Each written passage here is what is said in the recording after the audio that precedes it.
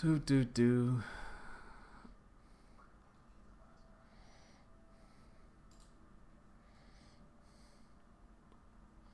All right, we're live on YouTube. We're live. We're live. I was just watching that. It's so funny. What were you? He hit someone over the head with a baseball bat too. Hey, well, first he falls. When he falls, walking onto the stage, bashes his head. I always like when they talk about when he's on the roller coaster. Yeah.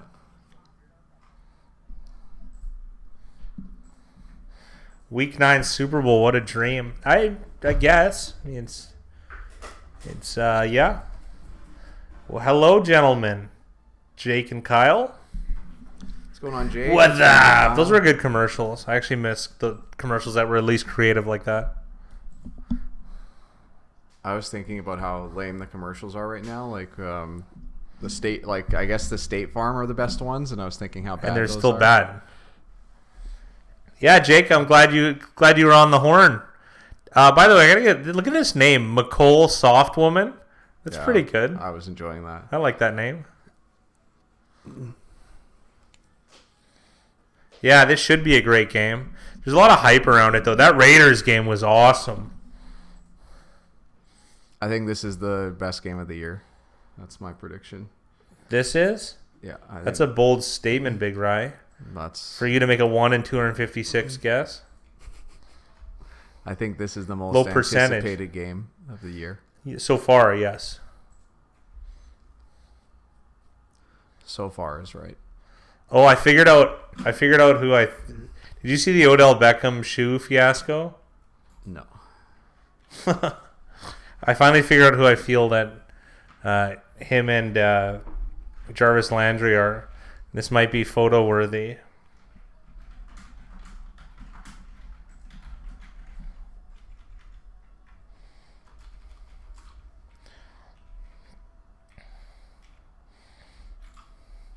It's him and Jarvis. Yeah, that's pretty good. Look at that one. Because we can definitely take that and Yeah, and then like put their heads on top. yeah. Yeah, they were thrillers, Jake. Seahawks and Raiders. I can't stand. I can't stand. It's not that I can't stand them. It's just everything goes the Seahawks' ways. Every one that's been tight, they've won. Kyle Chappelle, I think it's a white Burkhead dink and dunk game. Probably have to be. I mean, let's be real. That's not unlikely. I don't know how strong Burkhead's health is. Item 1, 2, 3. Let's go Ravens. We all agree, I think. Jake, you must have had a good day today in the contest at a minimum.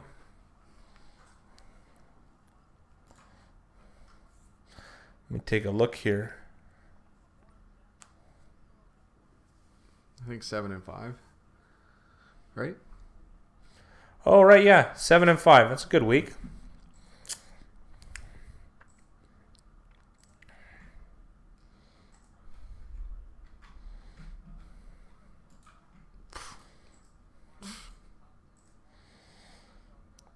Ravens win 19-13. Yeah.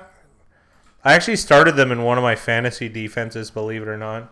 I like them in this matchup. I do. I mean, of course we say that, and then the Patriots will do something ridiculously strong against them. So I'm hoping that doesn't happen, but yeah. We got a little bit lucky. Things went our way. We're getting a couple bounces. I feel like we're the Seahawks of the pick contest. Yeah, we've been pretty lucky. We've been fortunate. I keep waiting to fade our picks, essentially, and it's just not happening. Thank you, Eddie. We appreciate it. We hope that we're all learning some things together.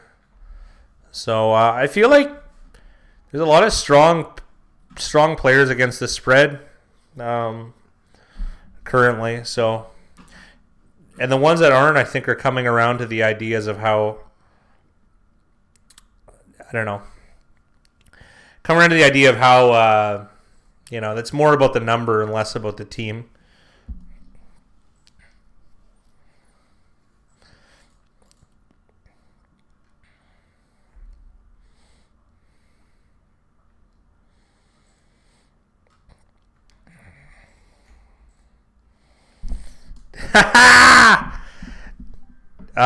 John Stacy 715. I know who you are, and I have to give you credit. You have the best names every week. Every week. I got to give you credit for that. He's got another good one this week, too. He's a former winner. Oh, yeah. Teeters in McDonald's bag. I'll let people feast on that name. Yeah. I had to drop a Toto reference when you can. Right? Olympus over the Serengeti. What? It's way over my head. Yeah, dude. It's not for you. I know it's not for me. It's not for you. It's for astute viewers like John Stacy. What's going on, guys? How's everybody doing tonight? Hopefully your wagers went well.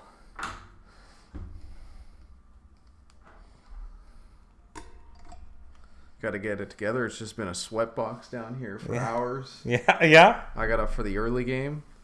Watched the Jags play pretty terrible. Yeah.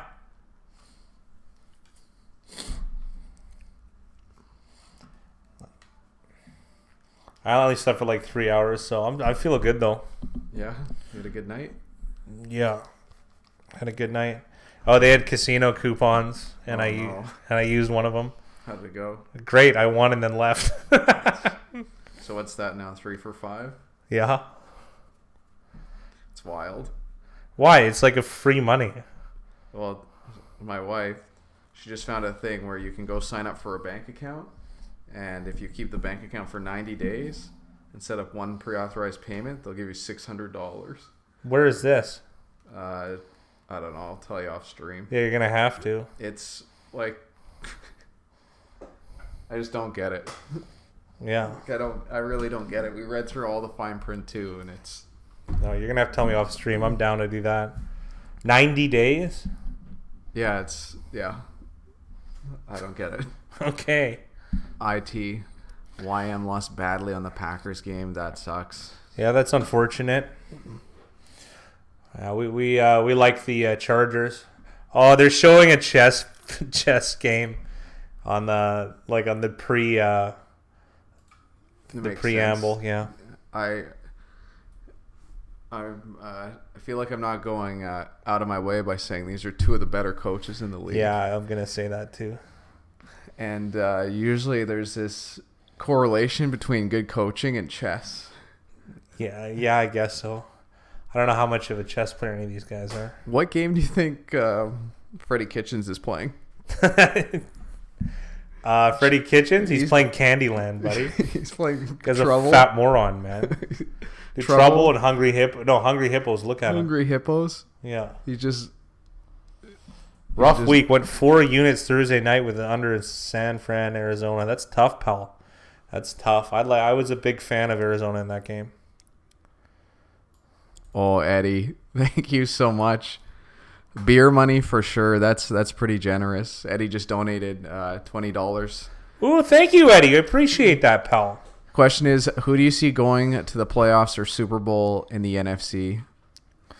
We're gonna give you like a really lame probability answer, but if you want a gut answer, I oddly enough I like Minnesota, if that makes any sense. But probability wise, it's unlikely. That's just my gut, right? So I mean, thank you, Eddie. Though we really appreciate that. It goes a long way. Kind of you. Yeah.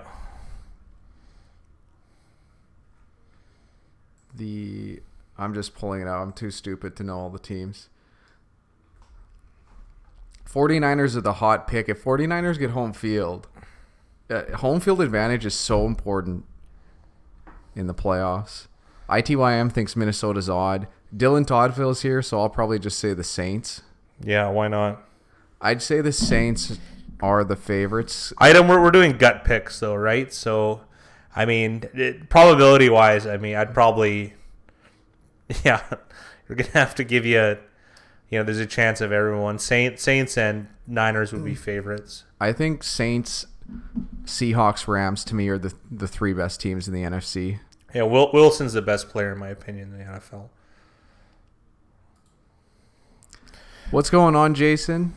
And Eddie said, "You're welcome, guys. And true home advantage is very important." Yes, that's a good way of calling it true home field. That's smart. All right, Dylan, you're so lucky that Steelers pick. Brissett doesn't get her injured. You lose. Horrible. Whatever. Yeah, okay. I like how it's so crazy that we won picking a football game. Yeah. The Dylan's upset that I said the Rams, but the Rams haven't played well this year, but I still think that they're one of the best teams. I think they're one of the best teams too. And they've still got, 9 more weeks to figure it out? Yeah. Problem is, it's tough to... That division's become very competitive, let's call it. It is. We sure did, Hobgoblin. Sam said he's lucky. He's doing small units today. Hey, I'm glad you're taking our advice on that. Yeah, you just want to be consistent. Consistent and conservative. I almost went against my own advice today with this game. I wanted to make this like a 3-unit play instead of 1, but I slapped myself on the wrist and said, "Don't do it." Because this game has like every factor we like is towards Baltimore. Yeah, I agree. Jason needs over 59 yards rushing from Lamar tonight. I don't think that's unreasonable. I got to be honest. I think that's about right, though. What a play. The biggest problem with taking player props is just worrying about injury. Yeah. That's the part that always worries me. Where's my 20? You owe me 30, Sherwin. Get out of here. Oh, bloodbath. Oh, smooches. I actually need a few points I need about 11 points between fantasy points between Edelman and Mark Ingram. It'd be nice. You're on the safe side. Yeah. If the Pats score first, I'm throwing money on the Ravens. I don't mind that. I hear a big Ingram run. I like that. It's a good start. You know what I don't get? And sorry, I just keep harping on the Browns. Obviously, we like the Denver today and bet on Denver, but like spinning the ball when you're losing, like that stuff drives me crazy. You guys are horrible. Like, figure it out. And the one thing I'd say about that Lamar Jackson rushing totals is if you're the Patriots, what's the one thing you want to stop? It's they're gonna try and do whatever to stop the run. Wow. Oh, this is good. Wow. This is a touchdown. Oh, he didn't quite get around the edge. Marquise Brown is a lot faster than Devin McCourty, so I thought he was going to break him there. What's going on, Zit? It's a good week for us. Sherwin, I will catch you later. Smooches. I feel like we're a little low energy. Sorry, guys, but later, I mean, Beth. It's been a long day. It's been a long weekend. Fat guys had 3 hours of sleep, and I got up to watch the early game. Yeah.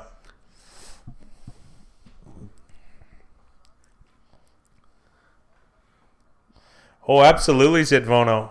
You were skeptical, too, when we were talking during the video premiere. There's Jackson for what? Oh, they're going to give him a terrible spot. That is a weird spot. Yeah, Houston, the Colts. I really like Jacksonville, I got to be honest, guys, and didn't come to fruition. But that's gambling, right? Colts, I was a big fan of Pittsburgh. It happened to work out. Missed field goals, all those types of things. Yeah, well, you were skeptical about this week. You said you didn't like very many of the games. So I actually really like this week. I thought this week was going to be a good one. Turned out to be. But I'm going to say that and something awful is going to happen. This is a great drive by Baltimore. Sorry, everybody. Yeah, it's been really good.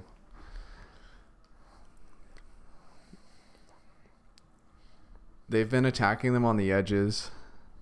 There's a lot faster team than New England is. New England's these guys are not quick. Yeah, look at Hightower's having to get out there. Hightower's huffing. Yeah, Zitvono, like turning the corner, being 4-4. I think maybe that's some of the value might have got sucked out from them.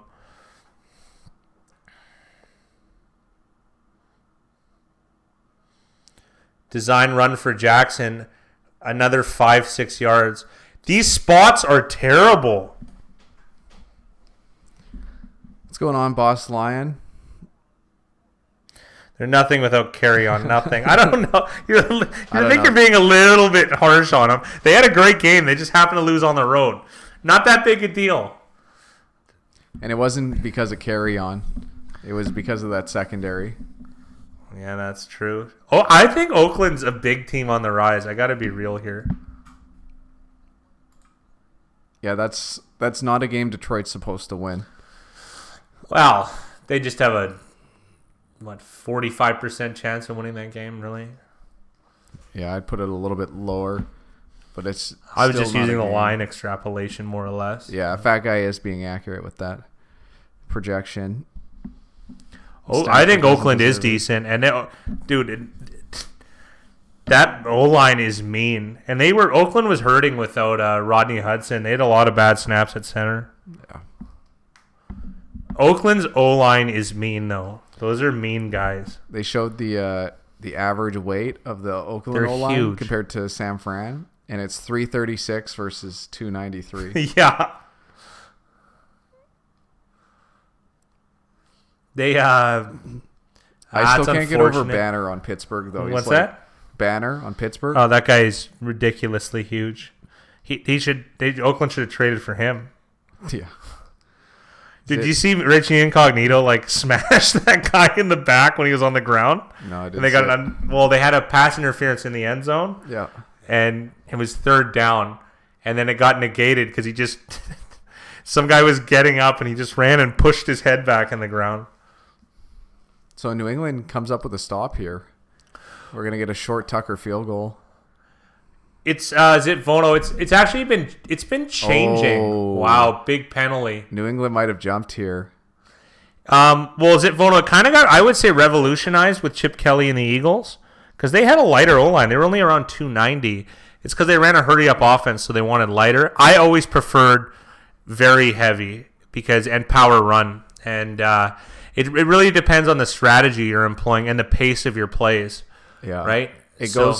There's a difference between zone blocking and power blocking. And zone blocking schemes, what Kyle Shanahan likes to run, is typically has lighter players.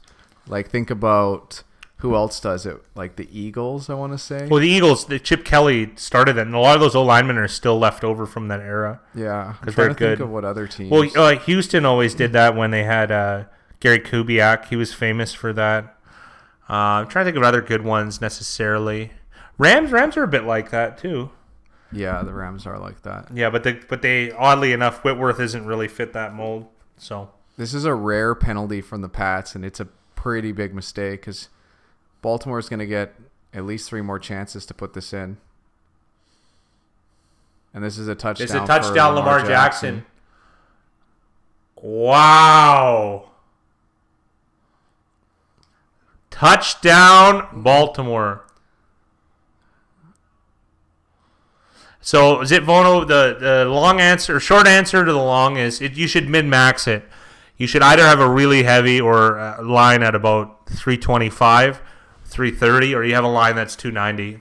I like min-maxing it. Go exploit your advantage. Don't make it uneven. The one thing is linemen are at such a premium right now, it's very hard to have congruency. So Oakland and San Francisco have been able to do that, which is impressive. And San Francisco's 2 best linemen have been out, which is interesting. Matt McGlinchey, first-round pick out of Notre Dame. He plays right tackle. I believe it's his 3rd year. And also perennial captain, star player, I guess we could say, for San Francisco, Joe Staley. It's interesting when there's coaching changes and management changes because it's so hard to get personnel right. Look at a team like Miami. They just went, we don't care if we lose this year. We're just going to get the guys that we want. And it's the NFL, that's why teams like the Patriots, it's laughable because they just get to pick whoever they want. and put them into whatever scheme they want to. Well, play. they get to employ their Patriots are the island of misfit toys, realistically, and they just find they find a way to make everything work. They're the best at it, that's for sure. How about defensive linemen? A little lighter. Well, it depends. Nose tackles are the heaviest. They're huge. 340, 350 pounds. 350-pound guys. But the thing about nose tackle though is it was kind of exploitable. And KC had one of my favorite players, Don Terry Poe, and he was 6'3", 380. He could run like the wind, 385. The problem was they'd run hurry up against him, and the guys could barely move after the first. They keep running hurry up on him all game. He's not gonna be able to last. So, and the problem is if you have a light defensive line, you're really going to get run off. You're going to get run on all over, and there's nothing you can do about it. There's a player, Jason Babin. Remember, he had, 17 sacks in a year, and no one wanted him. Yeah, because he just didn't fit. He didn't fit, right? And then there's even teams like Denver always comes to mind. Like, they have these terrific outside pass rushers, but they're light. So it's a team that's usually easier to run on. So then they have to get, the huge plugs in the middle. In the middle, yeah. And then they don't really have... Yeah, they don't have that balance. The one thing I will say, though, is a lot of... defensive line, you kind of want a nice balance of speed and strength. Even though Von Miller is not that heavy a guy, he is an incredibly, incredibly strong individual. Yeah. And a lot of them take really good angles. So it's that's why outside linebacker to me is the most one of the most athletic positions, that and cornerback. That's why outside linebackers in a 3-4, they tend to get paid the moon because they just don't exist very much. Von Miller being one of those players. And that's why guys like Olivier Vernon are so impressive because they can stay out there and play every down. Yeah, Olivier Vernon's not an amazing pass rusher or run stuffer, but he's good at both. Yeah. And he plays, 900 snaps a year? Yeah, he gets paid well because he can stay on the field and do it every play. Plays 90% of the snaps, if not more, right? Oh, boss line, I'm sorry, buddy. But I got to be honest, playoffs in that division as the Detroit Lions was a little wishful thinking.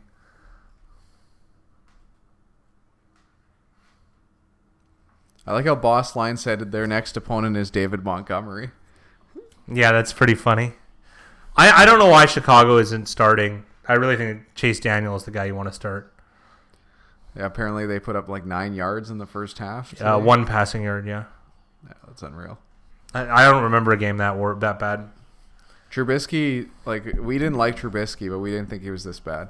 Well, no, how could you predict that bad of a result? I mean, he's still... he can kind of play, right? But, okay, good start here. Detroit's second last in It doesn't really make any sense considering personnel. So we'd have to take a look at situationally, right? I mean, if you're a losing team and you're getting run on late in the game, it's kind of bound to happen, right? Not sure how I feel about rankings. Who does Soft Woman have tonight? I'm not sure. I'll fix that up a little bit later once this drive's done. I'll once the drive's done for you guys. Yeah, Big Rye will put it in the technicals. Lots of time for Brady. Bombs it.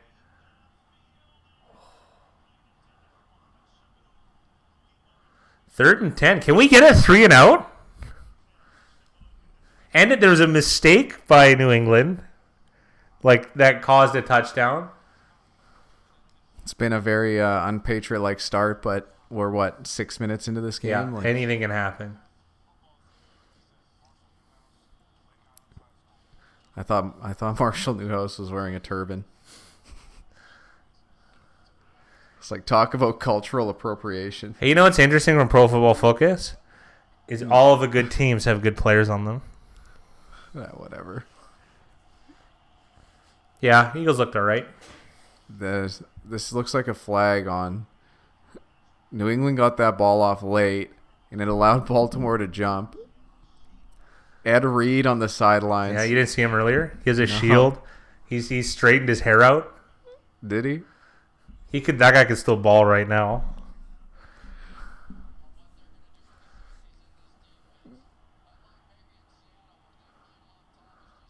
Ed Reed looks like 5 away from being the most whack uncle in the world. Yeah. That just the guy's one of the best players of all time. All time. Right on. 7-0 Baltimore. The 3 and out and the ball. So keep in mind, guys, that New England's going to start with the ball in the second half. Sam's saying the Pats look flat so far. And Jason said the Eagles look good today. And he also said earlier that he had money on Miami and they made him some money today. That's good. Pretty good. It is pretty good. I'm curious if you had money line or the spread. Because winning outright is it's a good result for them. Winning outright's a fantastic result for them. Yeah. Not good for my futures, but hey. Well, I think that one's put to bed. Done, but the Jets one, I had the Jets over 7 wins. Yeah, well, that was done. Get out of here, man. Mathematically, it could still happen. Gay should be fired. AFC West 4-0, NFC North 0-4. Gase is like Gase is a funny one. Like you get Bell and stuff, and then he goes, I don't even want this guy. Like, well, and yet he just caused like divisiveness. But then also too, he went 10-6, like with that horrible Miami team. Yeah, had Matt Moore. Oh, Jason had it as a spread and a teaser. Oh, the teasers! Jeez, you guys, we're gonna finally hammer it into your heads eventually. And you don't trust Patricia? Yeah, I never liked him. I got to be honest, as a head coach. I don't think you can put this loss on him, though. It's a tough game. It's a tough game to go into Oakland and win, I actually think. I had to get a new Raiders hat now. I can't find that other one. Oh, really? No. It might be around here somewhere. It is. I'm a fan of the Raiders right now. Yeah, it's hard not to be. They have really just a violent, heavy offensive line. It's awesome. It's what I look for. I'm still disappointed that Abrams out. I know, that's lame, eh? Yeah. They're a team that's on the rise. They're going to be good. Like they could make the playoffs this year. Yeah, they were listing all of the Dolphins draft picks too. Like I'm excited for that team in a couple of years. Yeah? Yeah. Oh, considering how many picks they have, yeah. Yeah. And they've actually not looked that bad the last couple weeks. Yeah, I'm wearing a Browns hat, absolutely. I have one Raiders hat, and I probably have, I'm going to say 1, 2, 3, 4, 5, 6 Browns hats. Oh, it would have been satisfying. Yeah, it could have happened, too. That game was a thriller, boss line, and you at least got entertainment out of that game. All right, so Baltimore's going to be taking over here, up 7 at the 25-yard line, it looks like.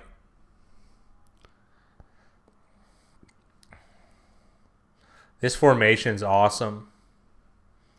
This Baltimore team, you know what they feel like to me? What? They feel like the Chiefs last year, except without throwing the ball, they're running the ball. Like, well, that's better then. It is better. It's just so explosive. Like I feel like they hit teams in the mouth and it's 21-0, and like they're reeling. It's easy to say so far with how this game's gone, but the sample of the season's pretty good. Those blocks were awesome.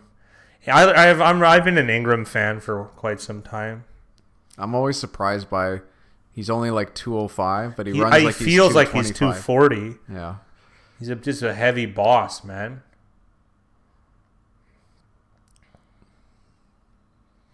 They feel like the Falcons with Vic. Finley, I don't think I can sign off on that one because that team seemed less in control, if that makes any sense. I feel like Vic had to do a lot more. Yes, this is more of a composed, complete team. And I think that speaks volumes of Jackson. Yes. And the coaching just figured, John Harbaugh he is unreal, man. He's a special teams coach, but he knows how to put the pieces together. Coaching can never be understated. To be honest, this roster is comparable to the Browns, and look at the performances. It's unbelievable. Almost an interception for the Patriots from a tip ball. It is comparable to the Browns, the roster.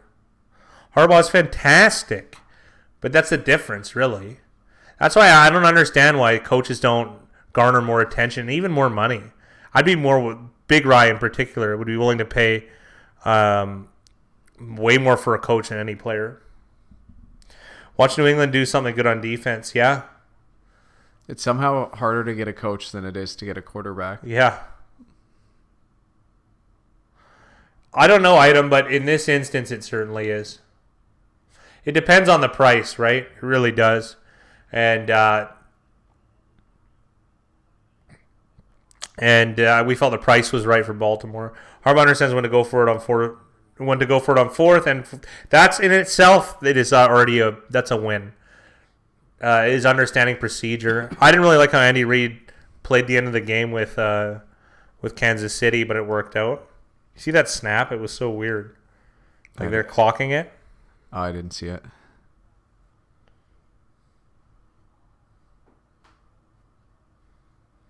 This is awesome formation. Full house formation. Yeah! Yes! Yes! Dude, I feel like I'm playing Madden 2008 Full House.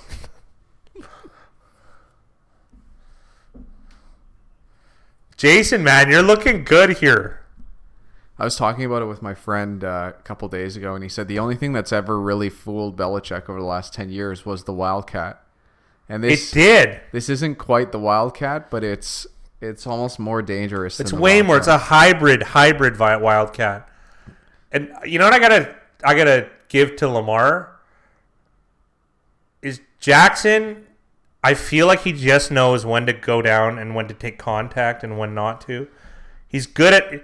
He's just not idiotic. Like Robert Griffin was like fun to watch, but you just knew it was like a big boy hit waiting to happen. This is much more like Griffin than it was Vic to me. Oh, like this style. I think he's too good at avoiding damage. Oh, not player comparisons, like team and coaching comparisons. Oh, yeah. I see what you're saying. Yeah. I would agree with that. Jackson, we thought Jackson was going to be like those guys, and that's why I was low on him as far as like producing wins and losses. We loved him in fantasy this year. That was one of our big guys. Well, we had him ranked as the third best quarterback for fantasy. Yeah. So to see him go in like the 13th, 14th round or whatever he was going in was a little bit crazy. Remember when the Colts tried some crazy offensive formation? Yeah, that was... Is that the fake punt? The don't snap the ball situation. That was the weird... It's got to be one of the weirdest fake plays ever. That was Chuck Picano. Yeah, Jason agrees with us. He said he's not as reckless. No, he's not. Not nearly. This read option, though, is better. This is better than Washington. I feel the same way about Deshaun Watson, though. Like, I expect him and Jackson to just be wild because of the players that have been comparable to them in the past. But, like, these guys have been, like, Alex Smith-esque as far as protecting the ball. Yeah, they've almost molded into the perfect quarterback.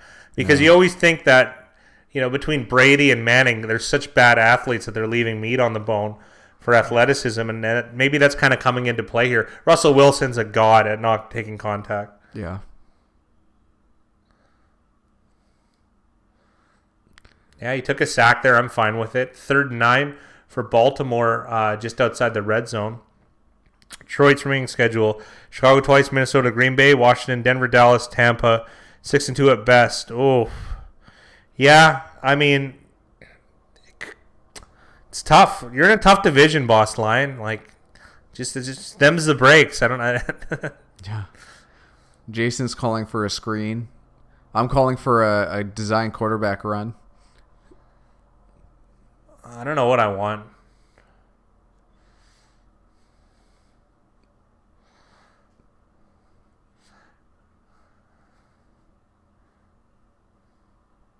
This is trouble.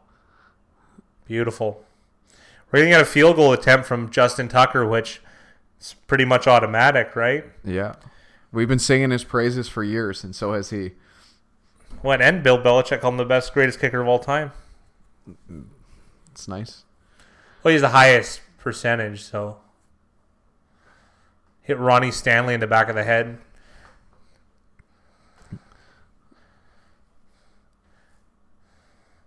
Well, making a stop, I mean, that's not unreasonable. The Pats system, Belichick and the Pats historically let teams get into the red zone and then make it extremely difficult for them to score. But that's 10. That's 10 for Baltimore. Plus whatever spread people got them at. Yeah, depending on. 6.5 you bet a week early, which would have been very savvy. That would have been very savvy. Depends who offers it too. That's always the difficulty. I was speaking Jason's language there by calling for that design quarterback run. He's already in the 30s, and he picked up a little more. What's he at? Like probably 38, 39?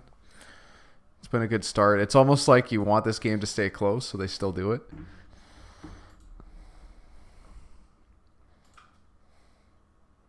Ooh, I got to throw that meat in the oven. It's right here, Big Rye. Bow, bow. Chicka, chicka, chicka. Baltimore minus 2.5 in game. Oh, that's good.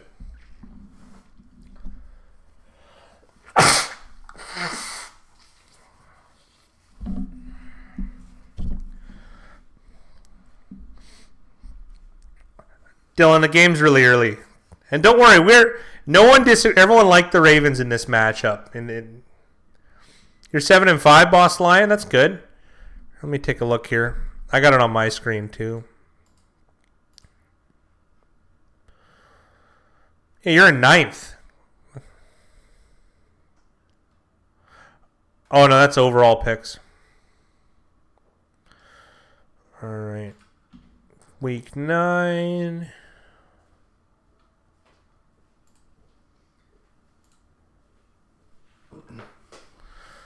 Leaderboard, week 9. Detroit one time, 7-5. Dylan, how many wins do you have?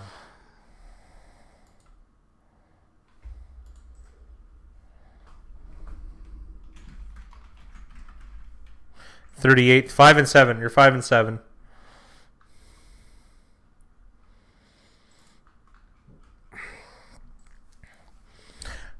I don't really want to win, actually. I want McCole Softwoman to win so I can have to print a t-shirt with that name on it. You know what I mean? Zitvono, I wouldn't mind either as a key contributor. Problem was, us and Zitvono probably have the same picks going out, so it'll come down to the over/under, or sorry, the point total. I can't even get it out. Holy! And I think I'm not mistaken. I think I know what you did this week too. What? With the over/under. Oh yeah.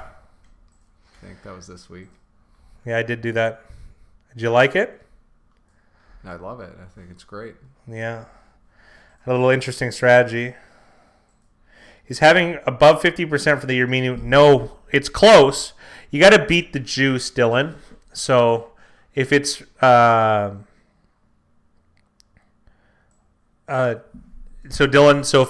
it's the line, I can barely speak right now. Holy. If the commission is minus 105, then I believe it's 50.4% is break even. So you need 51% to be a winner. And I think minus 51.2 and 52.4, the magic numbers, 105 and 110. 110 is 52.4. Yeah. I thought it was 50.4 for 105, regardless. Yeah, so you got to be right like 53% of the time, Dylan, to turn a reasonable profit. It's a tough business. It absolutely is. That's why thank you for suggesting the leaderboard thing, because it kind of shows you how hard it is, right? Like nobody's really, well, there are people smashing it, but like it gives you a good range of where the percentages are. Like, you know, batting 65% for a couple years is impossible, right? Isn't that crazy? It's hard to think, right? So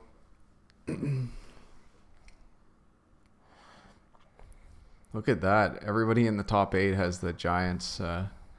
Unreal. Giants is such a sharp pick, though. Well, it makes sense because a lot of the people who did well this week would have had that same theory. Is that a sack from Baltimore? Baltimore the sack. Oh. 2 3-and-outs? Yeah. Hey, I got to give Josh Jacobs, I got to give you a shout out here. You put the total as 20 for the game because it's Price is Right rules. I went 23, so I went higher than you, like just with a jerk move. Oh, Zit Volo went really high with it. Interesting. I would have thought he would have went really low too. Well, then Bat Boy's got 55. Zit's got 49. We got 23 for the if the Ravens cover tonight.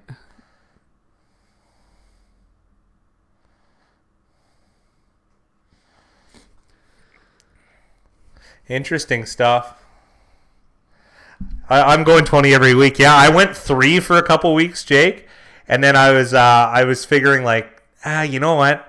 I'm gonna try and get over someone. It's kind of like when someone bids $1 in Price is Right and someone goes 2. Like, it's a total jerk move. Well, I think that's what we had originally was 1, and then we were like, wait, 3's the lowest. 3, and then I'm like, that's never technically the lowest, but that's not it's happen. Ridiculous. So I went like lowest, like low ceiling. It still has frequency.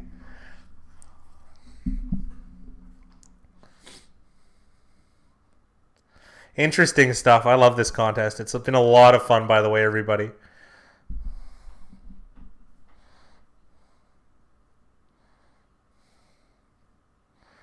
The Bengals are my only hope. So much Lion regret. At least you're a true fan. I'll give you credit. If I can find my my Detroit Lions hat, then I'll wear it in one of these videos. It has a huge stain on it. Huge stain on it. I love that hat. My mom bought it for me when they had the perfect season, where they didn't win a game.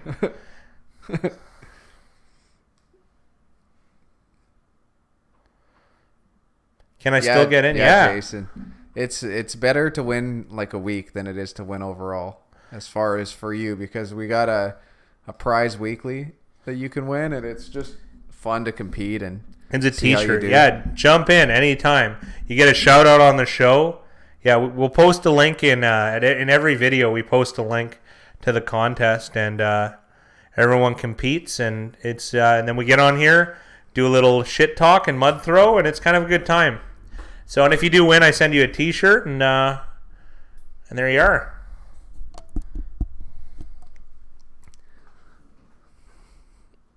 The Bengals, who day? I'm disappointed by the Bengals this year. That first week looks so promising too. Like they should have beat Seattle in Seattle, which would have been that would have just changed so much for them.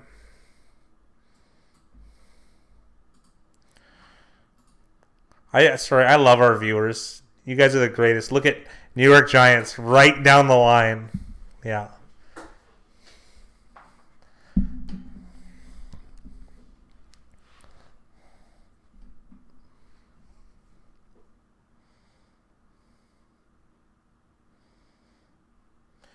Baltimore with the ball back. End of the first quarter at their own, looks like 23-yard line. This is great. This is a great start to the game. Just don't turn it over, Baltimore. What a play. He steps into it, into a double-covered Nick Boyle, and able to pick up a few small yards, and the pressure was coming. That was a lot of poise from Lamar Jackson on that throw. Well, if he doesn't get rid of that ball there, it's probably a sack fumble because there was a corner blitz coming. Yeah, sack fumble. I don't know what happened, but definitely a sack, that's for sure. I don't know why they don't just let the quarter go down. Yeah, they probably are. This feels like a false start, even though they say that they got. Oh, Jason, it's week to week, so I mean, if you're talking about wagering, sure, but everyone's going on, in our contest is going on the Giants. They did get them to come offside. That's 2 mistakes by the Patriots. Yeah, no, the public's still on the Cowboys, but I think our contrarian theory is bleeding through a little bit to some of our viewers, so.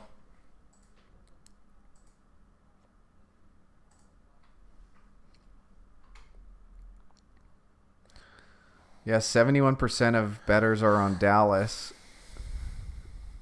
That line's actually come down to 6.5. So just like tonight's game, it's the exact same. It's all the market factors are pointing towards the Giants. The fat guy's going to jump in saying it sucks that you didn't get it at 7 or 7.5.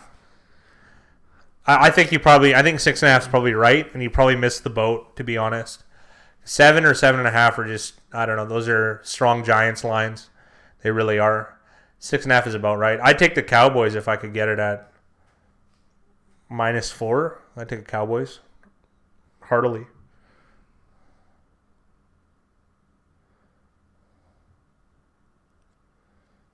But think about this: 70% of people are betting Dallas, but the line's gone down to 6.5. Yeah. Why is that? And if it went down to 4, I'd be even more worried. Yeah, that's the only thing. It went down to 4, then. It's Fat Guy and we're having some disagreements a little bit, and he's right because the price is the price, but the market's the market. So what do you put more stock into? What the market is saying or what the price of the game is? What I want to do, I want to get. You want both. I want both. Yeah. But you don't know what the market is until it happens. Fuck. No, you don't. But that's why I want to study it a bit more so I can get a bit better at being able to predict what's going to happen absolutely. with the market from the start of the week to the end of the week. That data has been really difficult to acquire, though. Been a lot of dead ends on it, but it's not going to deter me or Big Rye. I can promise you that. Jace is saying Dallas on the money line. You don't want to get the money line because the payout's just not going to be worth it, especially when we think Dallas is going to be, the Giants are going to be covering that spread.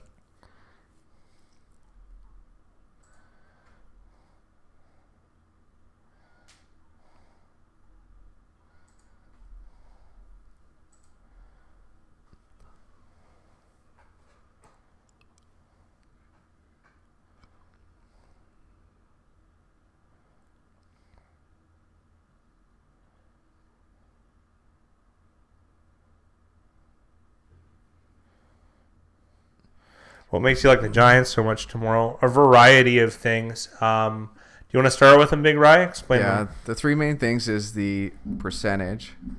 So 29% of people are betting the Giants, which is a good thing. 30% and under is ideal. Yeah. So this hits that 30% and under threshold. The other one is that they're not huge favorites. They're underdogs. We like underdogs more than favorites.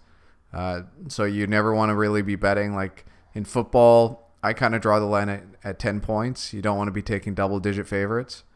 Huge run from Ingram. This might be he's going to run out of steam. Unbelievable run by Ingram. Keep continuing. And then the third point would be reverse line movements. So when 71% of bettors are betting Dallas, you expect that line would be going higher, that the line would be going higher, that bookmakers would want to get more people on the Giants, less people on the Cowboys, but they're doing the opposite. They're actually lowering the price to entice people to buy Dallas. That's why the Fat Guy's saying if it went down to a price like 4, he'd be willing to take it. But anything above 4, he's going to be on the Giants. Yeah, well, or no betting. So, and it'd be, you know what it'd be like? It's like having a product. Gus Edwards touchdown. It's like having a product that has overwhelming demand that you have infinite stock of, and then for whatever reason lowering the price of that. It's a little bit interesting. Stafford deserves the weapons Lamar has. I think they're just making the best of their situation, to be honest, Boss Lion. The Lions have way better weapons than Baltimore. Yeah, I think they do. Yeah. Hawkinson is... although I do like Mark Andrews, I got to be real. But Golladay and Jones are better than any of the receivers on Baltimore. Yeah. Where are y'all finding the betting percentages? We use sportsinsights.com. I bought historical data a long time. Like me and Big Ryan and I have been doing this for years. So I bought historical data, and that's kind of how we came together. I had a disagreement with something, and I used contrarian theory as the basis of my argument. This was at like a party kind of, and then Big Rye found what I said was interesting and kind of caught along, and he wanted to see more. And then we kind of combed through the data, and he came up with we confirmed a lot of the hypotheses that we had, and everything just kind of based off from there. So that's how we're all here. Is some argument at a party, really? Yeah. Yeah. It's a good thing we have stupid friends. Yeah, it is a good thing we have stupid friends.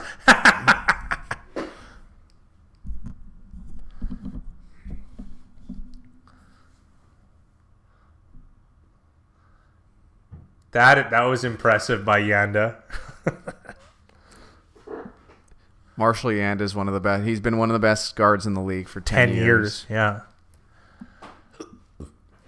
17-0 Baltimore. Right on. This is an excellent start. It's still the Patriots. Who knows if they mail it in or they bring out the big guns. This game will still be competitive, but this is a really good start. Good start, yeah. For Baltimore with the points.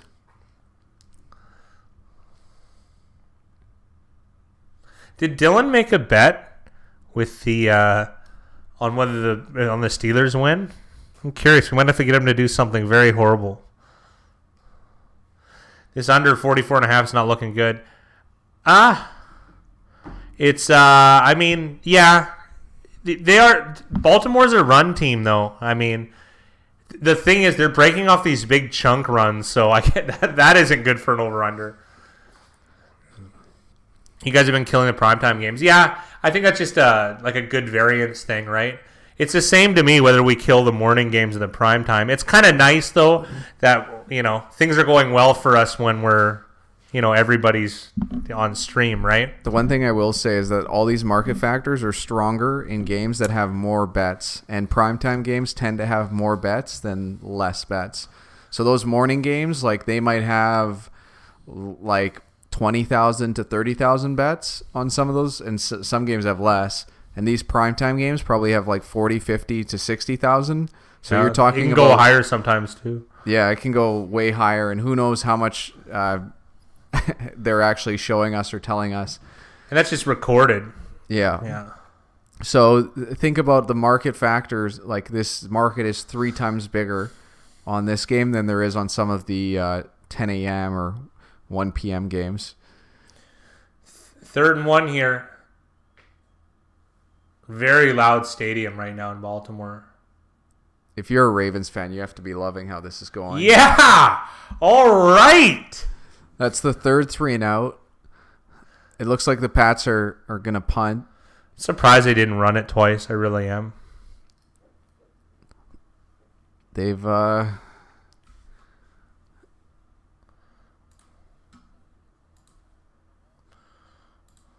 That was a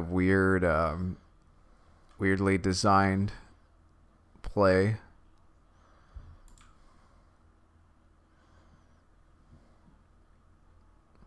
The spacing was really poor there, and oh no. Here's a mistake from Baltimore. It looks like New England's on this punt, and they're going to have the ball in the red zone. Unreal. That's like the one thing you couldn't do.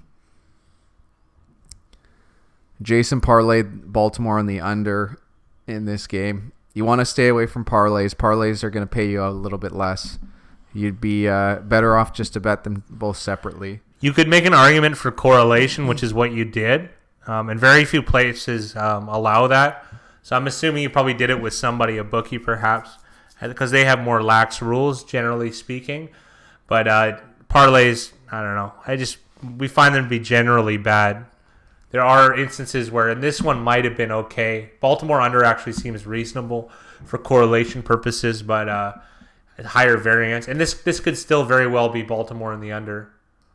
Screen here that looks good and big to James White. So the first down of the game for New England. In the red zone. Oh, you can swear as much as you want, Jason. Doesn't matter to us.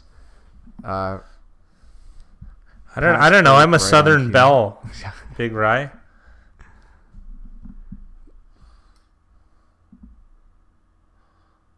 Oh!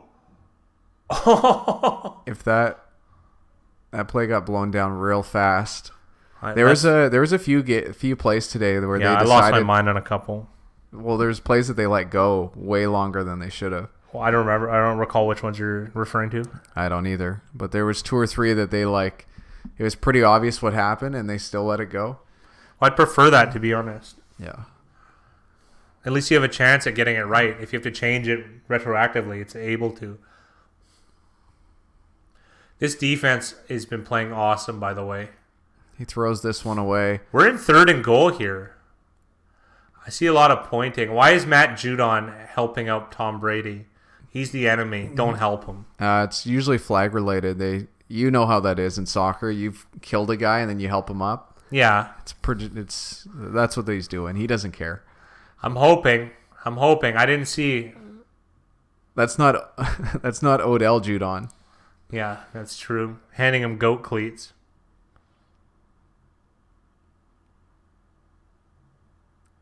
John Stacy said, I do a $20 per week parlay group, pick 4. That's why I started watching all week too. Oh, fantastic. Yeah.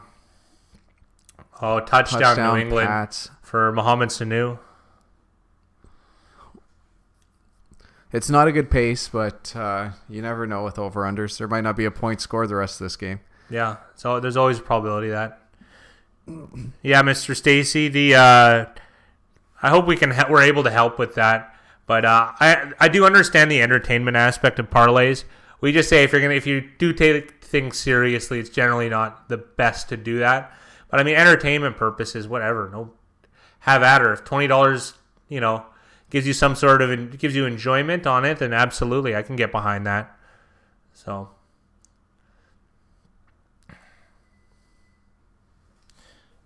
You were able to win a week, John. So, I mean, I don't know if we're better or worse than anybody, but we have a strategy. Let's put it that way, and we do believe in it. We do have the data behind it that backs it. So, I mean, we're hoping it's been working for years. So we're hoping that it continues to do so.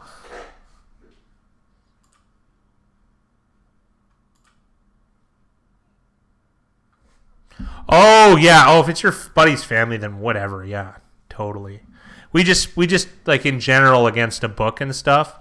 You know what I mean? If it's your buddy, family, and friends, yeah, that's totally whatever.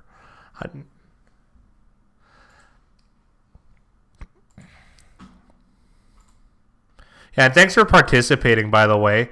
And I really do appreciate the names that you use. They're hilarious. They're so good. Cuter than Chase Daniel. Oh, I shouldn't have given away your identity, but that was my favorite.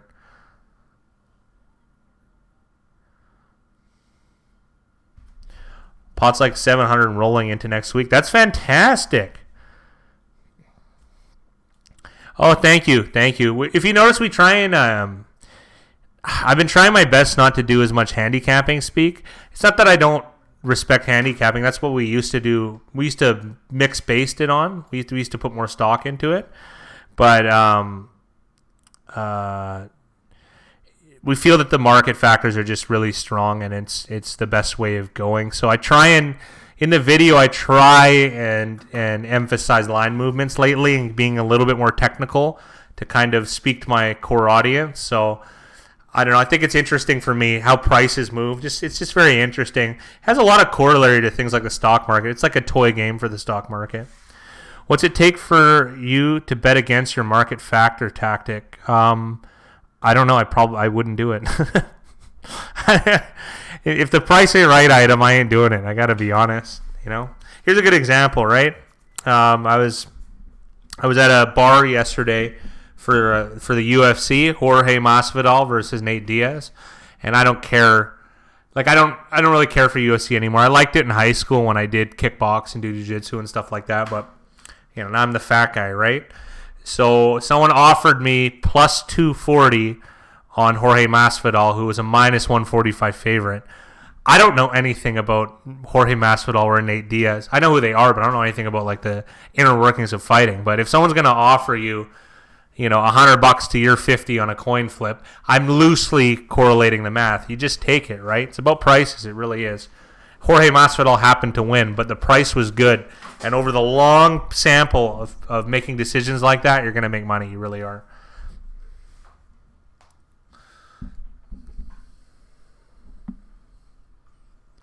The other thing, too, that the fat guy's kind of talking about market factors versus handicapping is like a ton of work. Like a ton of work. Yes. And you have to stay...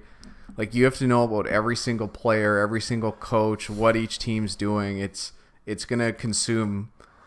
It'll consume your life. Yes. For very, very small margins. Unless you're betting with, thousands of dollars per unit. More than Which even. you would I'm going to say more than that. Which you would need like $1 million. You need an over $1 million bankroll, yeah. And also, too, by then you're paying for information, i.e. the physical status, the inner workings of a physical. Like there's, you can't use the same information everyone else does because it's very hard to get ahead doing that way. So if that's the case, you want to sign up for Pro Football Focus because no other bettors would be using it. Yeah. That was sarcasm for me. Yeah, it totally was. Yeah. But market factors, a lot less work, and they're also pliable to other sports. Yeah. What a play by Jackson. Oh, that pass was weird, but what a play. Oh, God, I'm worried about the Patriots now. See, this is the human aspect of what we do right here. I'm being very human by saying something like that.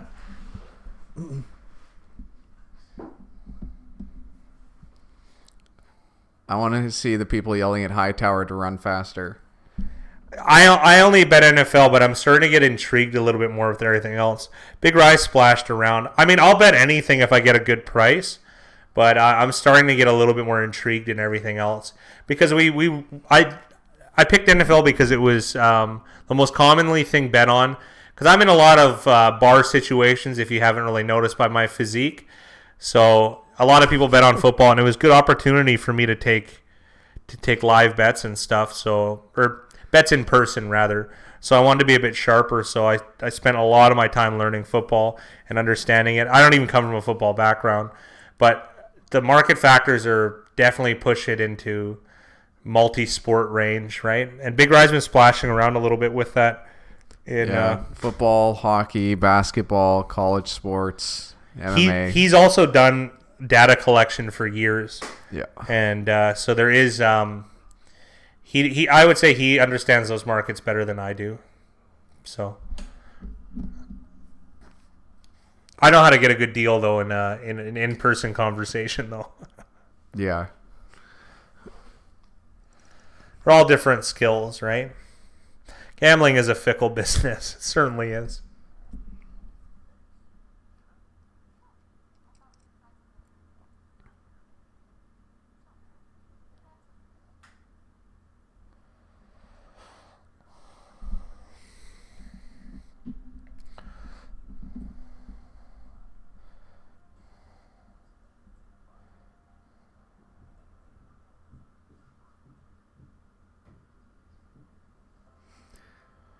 Oh, of course.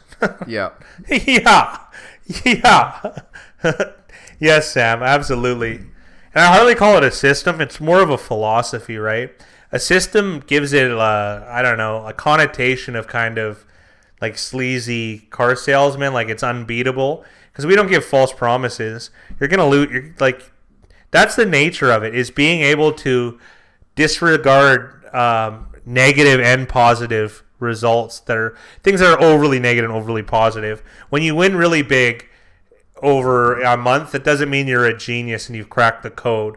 It's just one derivation of many. And when you lose really bad, it doesn't mean you made the worst choices in the world. Well, some months you lose, Sam. Well, also you're going off a bankroll, so your bankroll isn't your entire life savings, or it should not be. So doing it if you want to do this for a living and make decent money that you could make doing any other kind of job. What's going on, Mickey? You need to have a lot of money to be able to do it for a living. Yeah, and to be honest, this sports betting doesn't make up a big chunk. I do a lot better playing cards because cards is a lot. The margins are a lot bigger on cards. I mean, it's less exciting, but in my opinion, but it's a bit easy. It's more accessible. Like Big Rye said, you don't need a gigantic bankroll, which you do in sports if you're going to live off it. You need a gigantic bankroll. I would say, though, betting on sports, you could outperform most investments, though. Mickey had a good week, 7-5. That's good. No, 10%. No. 1%. 1 to 3. 1 to 3 at the most. And sorry, I went crazy on that, but for instance, Jason, yesterday I lost 4 units. So if I was betting 10% of my bankroll, I would have lost 40% of my money. And then that would also mean that his bets going forward, he'd only have 60% of the money to work with, right? Sam, the average bet amount really doesn't matter. You talk about it in units because 1 unit to me and 1 unit to you should be the same. Yeah, absolutely. Whereas how much you're going to get people that bet $1 million and people that bet $1. It's all the same stuff. What's going on, Longo? We're doing well. How you doing?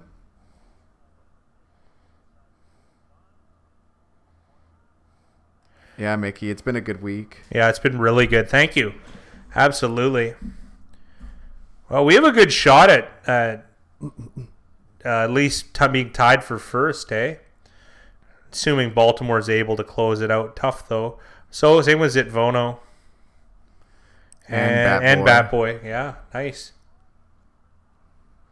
Sanu's been an important part of this Patriots offense. He looks big, eh? He looks like kind of big right now. He is big. It's weird because you're used to seeing guys like Edelman and Welker catching passes in the slot. I hope this defense doesn't get tired. I like how that one stupid special teams plays like all it takes. Wow, Edelman selling out there. Patriots are gamers, I got to be honest. I know, so lame, Mickey. And Sam, it just 1% of your bankroll. So if your bankroll's 42, if you're betting 42, then you should have $4,200 in there. And to be honest, you should have almost a little bit in reserve because you have to bet 42 the whole year and not change it, and then kind of reevaluate at the end of the season or a year, depending on what sports.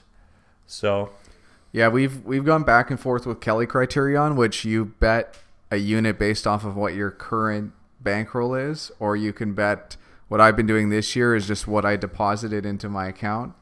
I've been using that as the barometer. Yeah, as my fixed unit price, like the fat guy just said.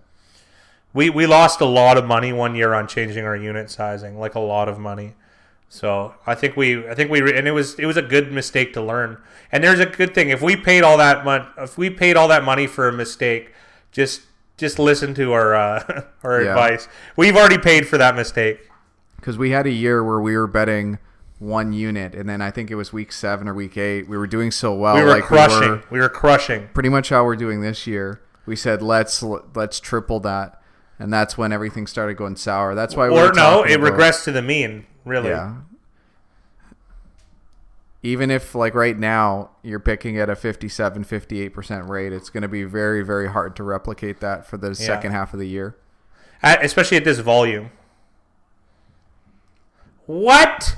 He just yelled at, he just talked the ref into giving him a flag. Getting a flag for his team. That's insane. Hold on. Oh, now they're calling a grounding. A grounding? Sorry, we're a few seconds behind you guys. Yeah! Got him. Right on. Sorry, I was disgusted as you guys all were.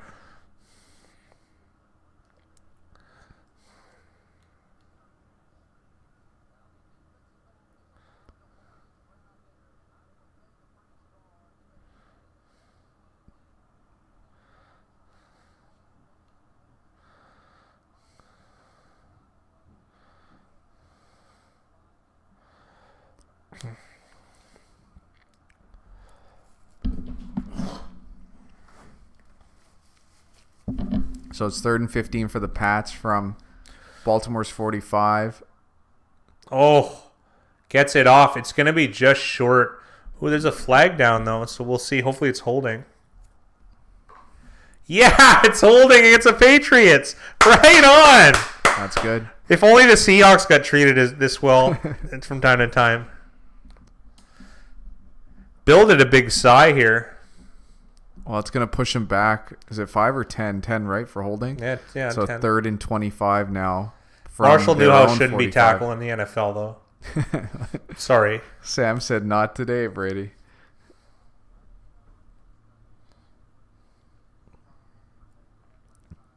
That's a tough matchup for Newhouse. Judon got around 2. My girlfriend is from Boston. I have to say I love watching the Patriots lose. Yeah, I can get behind that. But you have to read it like this. My girlfriend is from Boston. That was probably my worst Boston accent. Yeah. Fumble! He looked down, but it would be very, very nice if they gave him this. If they count this as if they count him down, this is going to be a long field goal from Nick Folk. But they hasn't taken one in some time. But they call it a fumble. Yeah. Jake Jacobs says, "Join us in rooting for the Ravens, Boss Lion." Yeah, absolutely. It's the whole crew here. I'm loving it. What does Boss Lion? Who did he take? He's got Baltimore. He's got Baltimore. Oh, because Boss Lion said this game matters less to him since both teams are in the AFC. Oh. Fumble. Yeah, Mickey agrees. He thinks he was probably down. He looked down live, but who knows how he was stacked up on. And I don't know how the referees approach changing decisions anymore. It's confusing to me. I have everything that I think should be overturned or changed hasn't changed. Been wrong. It's been wrong. I even in other sports I was watching, like hockey yesterday, they called it a goal. The puck never crossed the line. They still called it a goal. It made no sense. Like I don't get what the point of video replay is if they're gonna just make up whatever rules they want and go with the call. I don't understand about the goal one, and they should have it for football. How does tennis and soccer do it? Soccer has all those sensors in the ball, so they know tennis is the best version of it. Yeah. Tennis will do that overhead auto thing. It's the greatest thing ever. Yeah, Sam's saying the whole crew is going to be on the Giants tomorrow. Yeah, absolutely. Absolutely. I can't believe coaches are still challenging PI. Yeah. I don't even know what the point of the rule was. It feels like to assuage the Dylan Todd Fields of the world to make them think that they're doing something. Yeah. Mickey Hill asked an interesting question. Do you think today was the last game for Vinatieri? Interesting. I don't think so. I think he finishes out the year. Yeah, I just feel like it's a very Frank Reich thing to do. You know what I mean? Because don't forget, Vinatieri had a brutal game too. And one reason I'm going to say this is, are there any other kickers available, really? Like, they seem to be... Well, the Patriots got Nick Folk who was essentially retired. Yeah.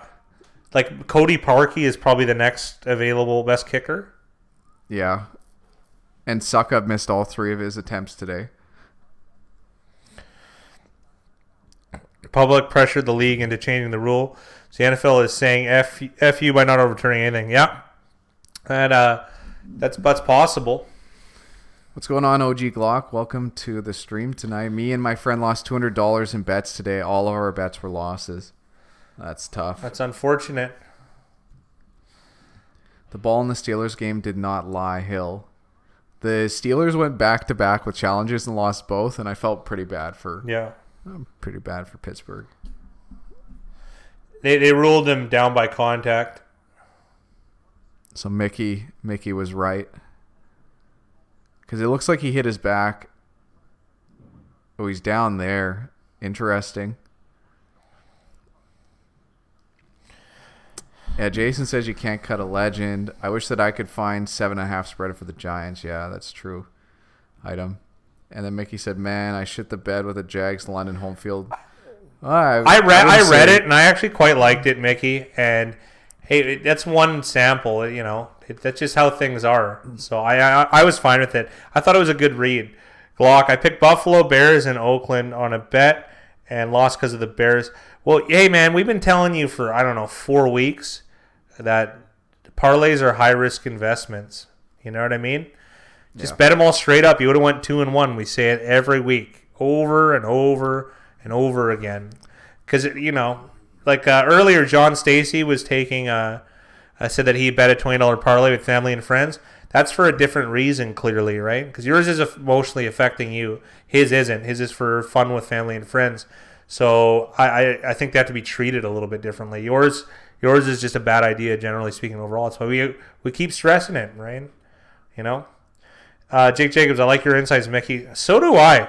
Mickey Hill has great insights. I hinted in the video about what the home field advantage, if there was one, for the well-traveled, low-sample Jags.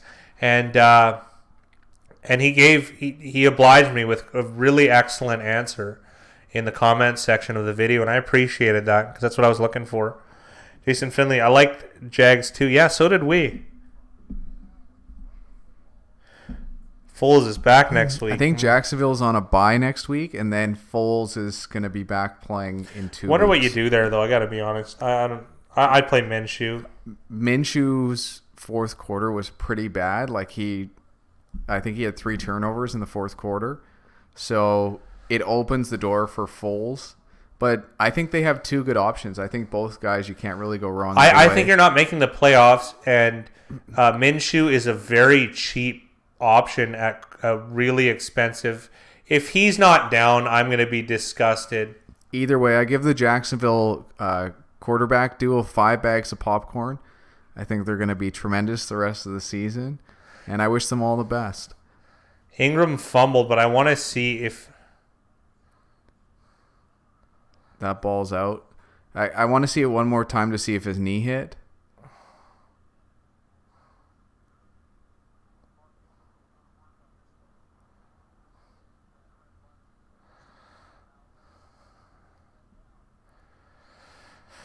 OG's wondering how the Bears did not cover. Well, they couldn't move the ball on offense in the first half.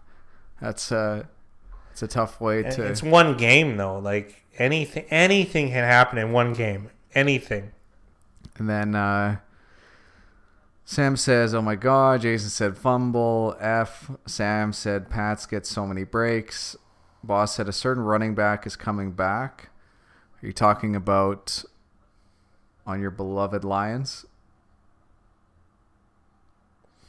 Man, Baltimore is shooting themselves in the foot. That's what everyone does here.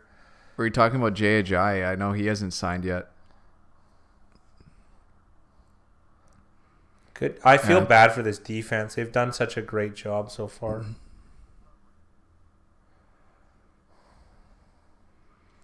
Mickey says Minshew's playing really well, but he needs an effective running game. I think that's a lot of quarterbacks, though, you know. And I think I'd rather give him the reps just because of the salary.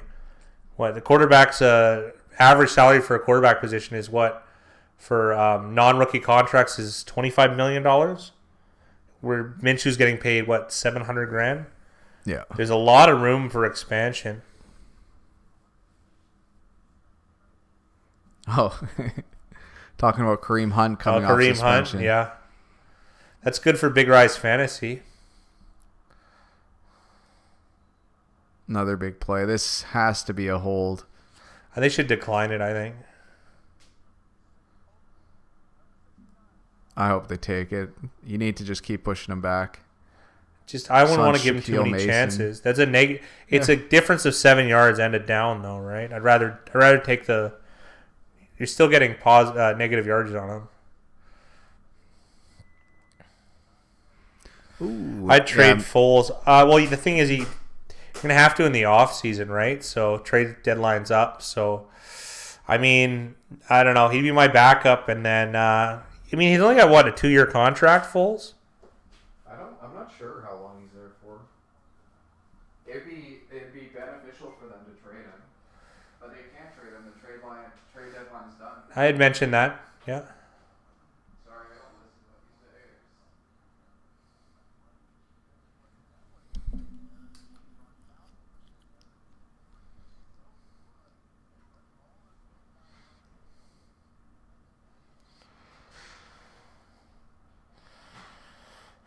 Good question. All those questions.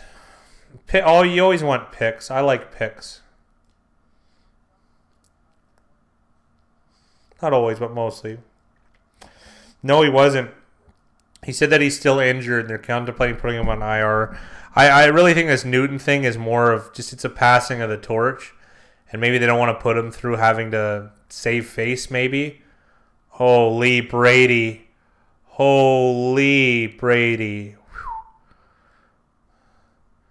He got right out of that pressure. All right, let's see what he can do.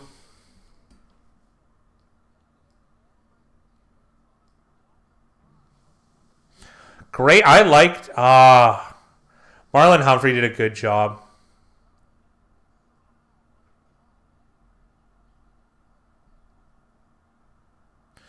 Third and goal. Let's see if we can get it. Let's get it, Baltimore. 4 yards.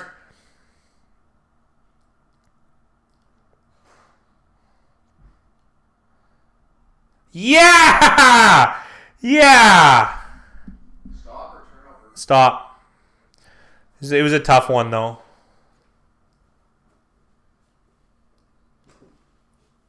And it's going to leave a nice time on the clock for Baltimore. A little eye candy for the viewers. That was good. Earl Thomas with the pass defense.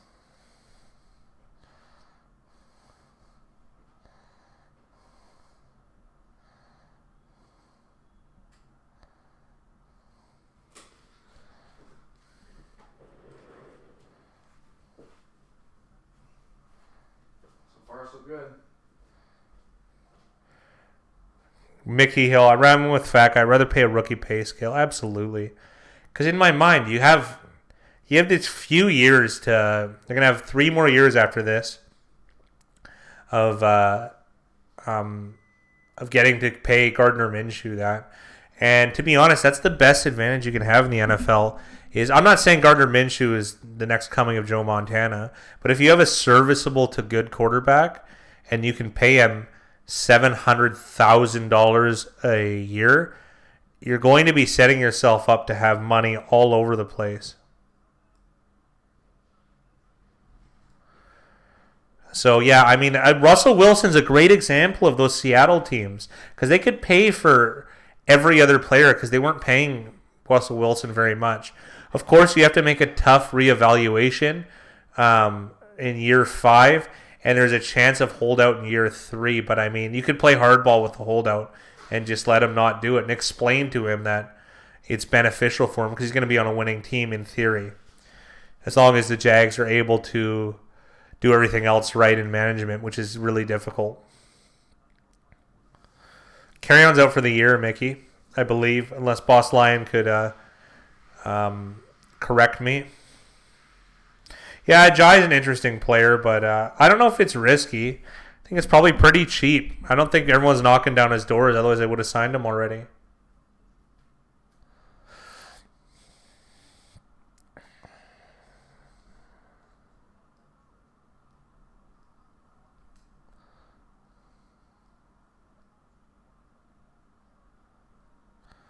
Nice completion. Absolutely nice.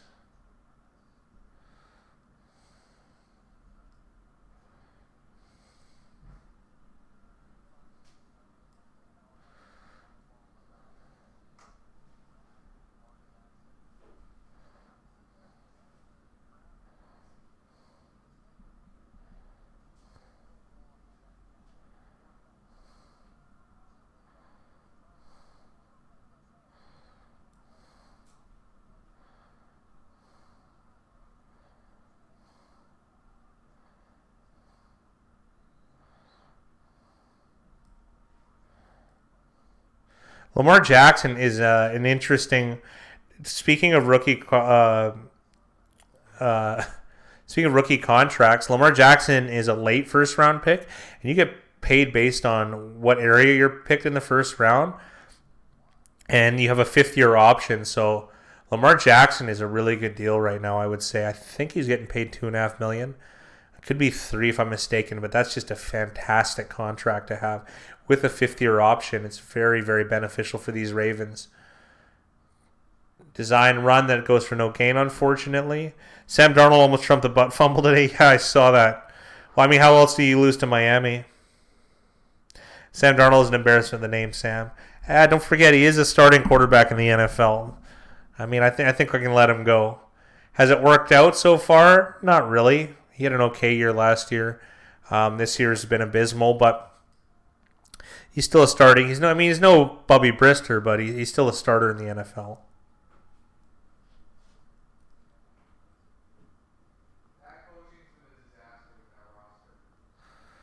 What's that? Big Rye is saying Jets coaching has been a disaster. I would have to agree. I don't think they know what they're doing, really, and the process isn't going to... I don't know if it's going to come to fruition, to be honest. So, I think... You know what I find very bizarre, though?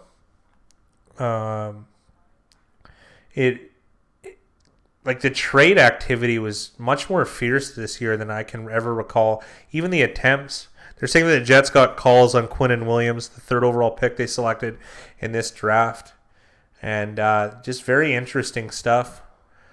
And people want... they fielded talks for Jamal Adams and Le'Veon Bell, which is so bizarre. The Le'Veon Bell one, it probably would have been a salary thing. They could salary dump there. All interesting stuff there. I think Karen will be back by the time Detroit is out of the playoffs.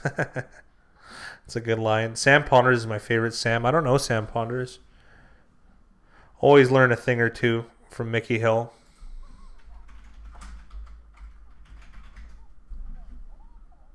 Oh, okay. Yeah, I know who she is. Never mind. I most certainly know who that is. Yeah, I could see why. Fantastic. Fantastic.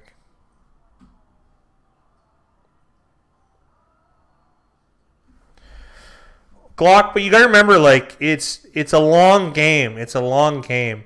If you bet emotionally, you're gonna lose emotionally. You know, I've lost thousands of bets, thousands. So is Big Rye, I would say too. Maybe not that many, but a lot. It just, you know, you do a conservative long-term strategy. It's not really a big deal.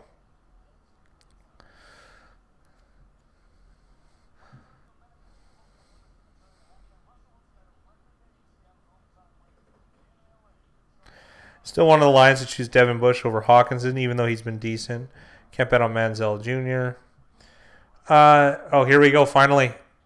2-minute warning over. 2nd 11, Baltimore.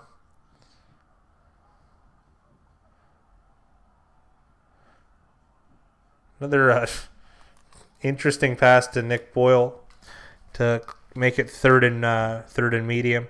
Ray Lewis is there as well. He's not rocking a Hurricanes jacket, though. He's got on a Hall of Fame jacket and what looks to be 2 Super Bowl rings.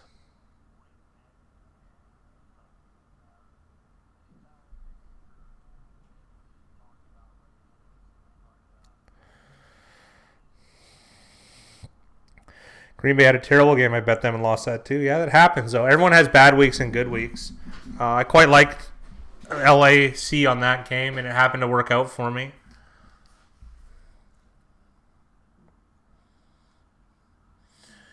Wow. New England's going to get the ball back. This is trouble.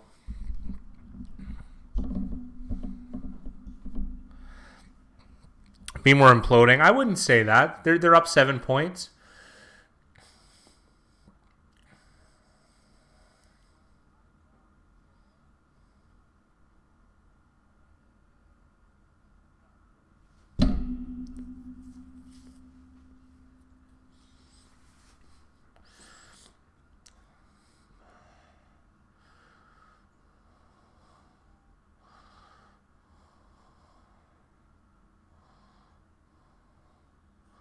Mohamed Sanu returning kicks. Interesting.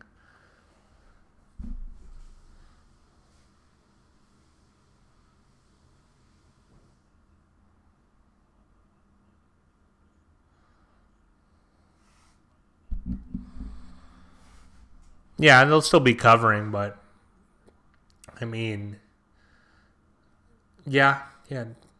This game's got a lot of time to go. Wouldn't overreact to anything. I'd really like the Ravens to do well, though, for a variety of reasons. And for everyone to do well in this chat. So. At least get a few more wins on our leaderboard. Oh, fumble the snap, and Grady picked it up. Brady's great at that kind of stuff. He's handling bad snaps. He's very astute at that. Unlike Sam Darnold was against Miami.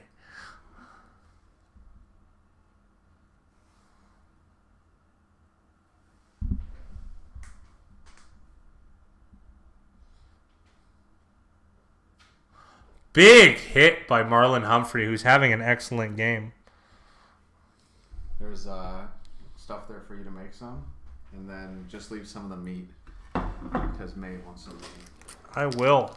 Dinner time, gentlemen. Those are lovely. Baltimore got the ball?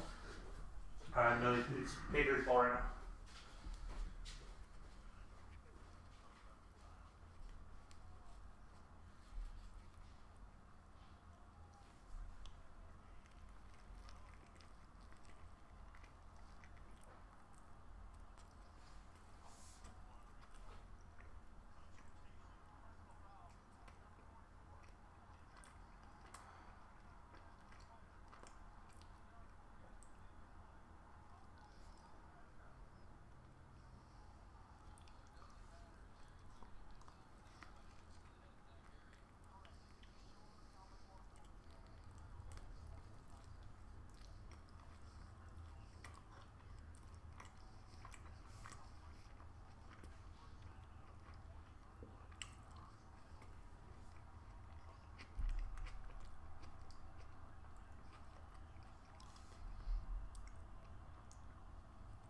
Yeah, betting mukbang.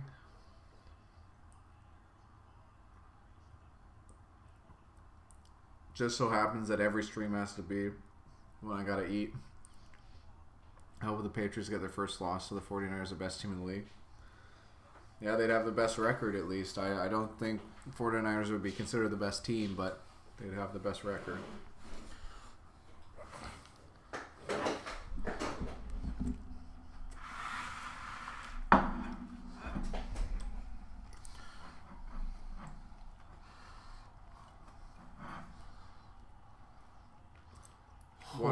What a catch. Earl Thomas on James White. This is what's tough about this is because the Pats, most likely they're going to put up 7 or 3 here, and then they're going to get the ball to start the half. So it's just like that, like managing these games and managing these possessions. But Baltimore shot themselves in the foot with two turnovers.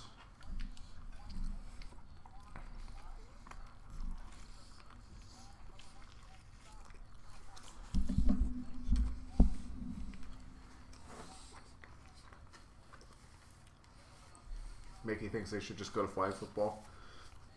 I agree.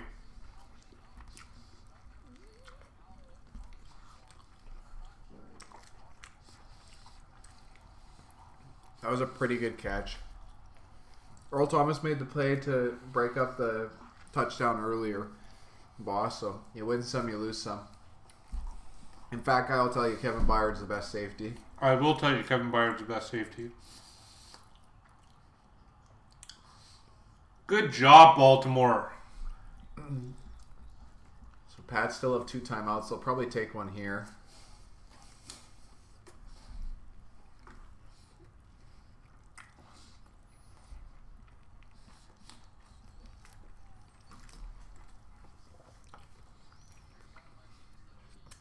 Chowing down hard on this stuff. Holy.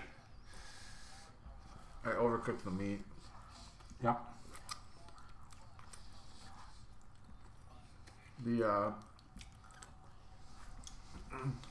You're supposed to grill this, not cook it in the oven, so it didn't have any directions, so I just had to wing it. That's fine. No one's complaining. Except you.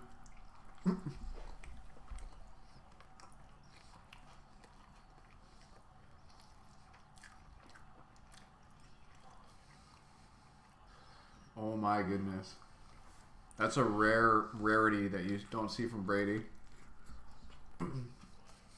He held onto that ball very, very long and then just essentially threw it away, but he threw it away while getting hit.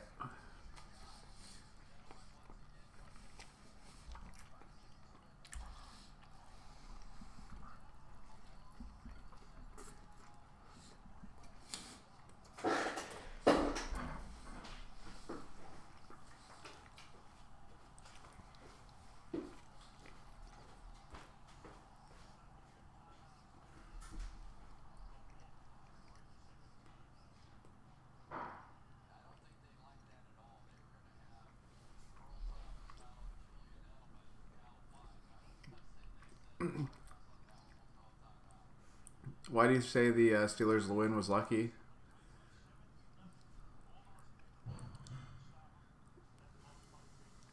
Jason's cheesesteak sounds excellent. I'm not too far away. We've got a similar thing going on right now.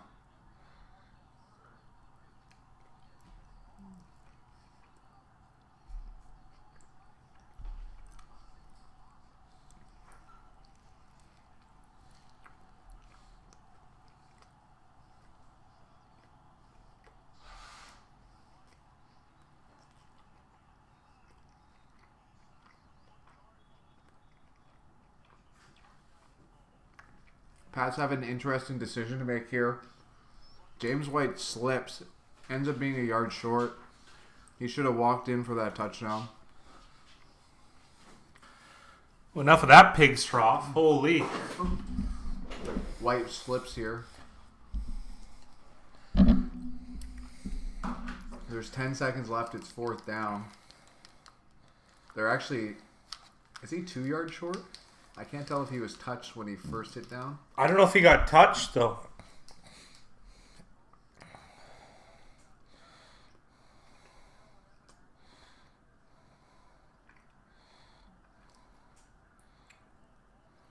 He was touched just short, but it might be a little bit closer than where they actually spotted him. If you're the Pats, Oh, yeah. you at least have to line up like you're going to... Well, I guess it doesn't really make that much of a difference because it's not like you can hard count. What's the point of hard counting?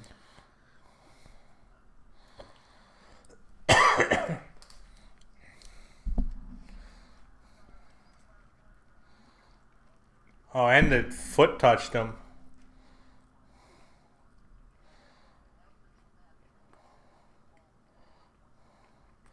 It's a 10-second runoff, though, to review.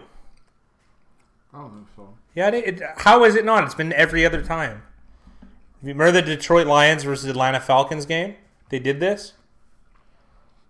Patriots used a timeout. They don't have any timeouts.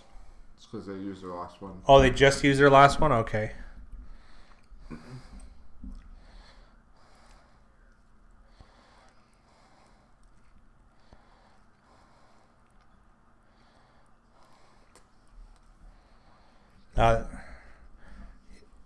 Yeah, but if they exactly, Pat's already called timeout. If they did the review after the timeout, this would be a 10-second runoff, wouldn't it? Mickey said they won't spot it any closer than about 6 inches, or what I call 3.5 big rise.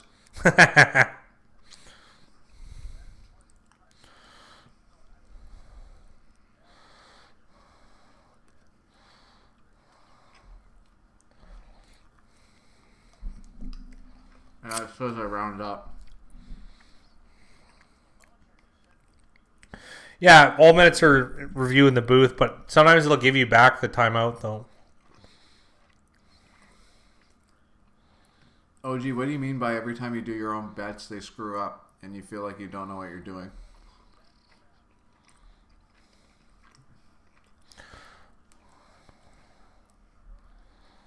I'm curious what this is. This should be a 10-second runoff.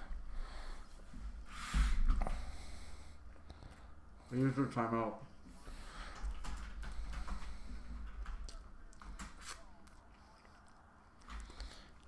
Oh, they reviewed after the timeout. Okay, I see what you're saying. Yeah. Like while it was a timeout. Okay.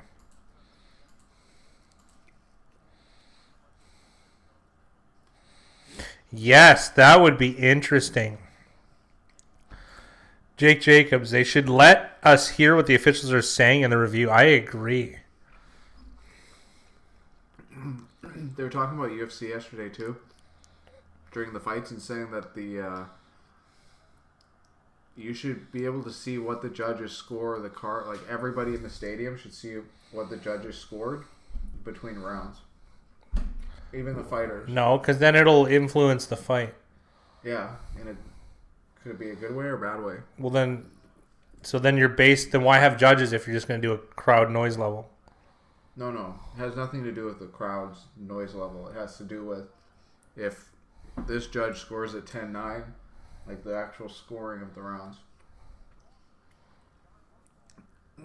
Yeah, but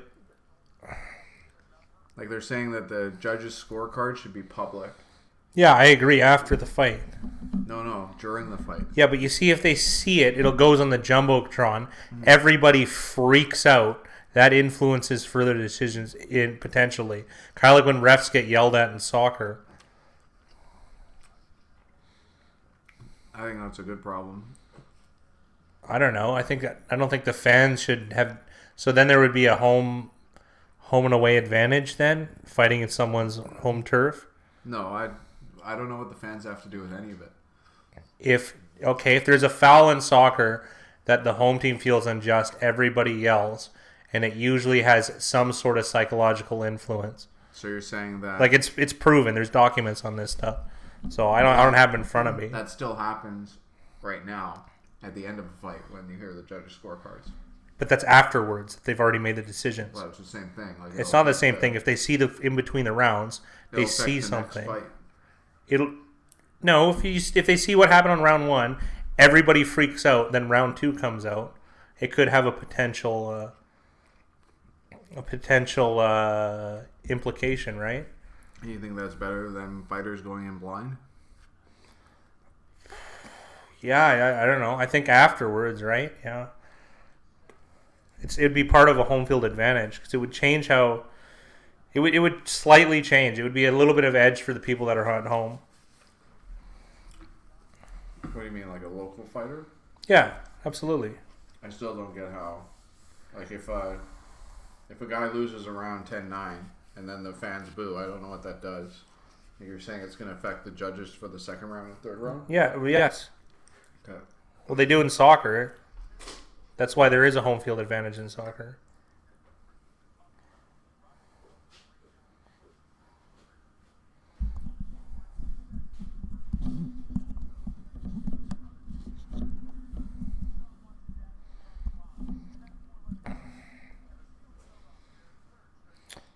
Except WWE heels, absolutely.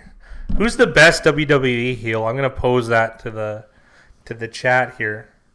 I gotta think here. Ted DiBiase, Ric Flair. Ric Flair is great heel.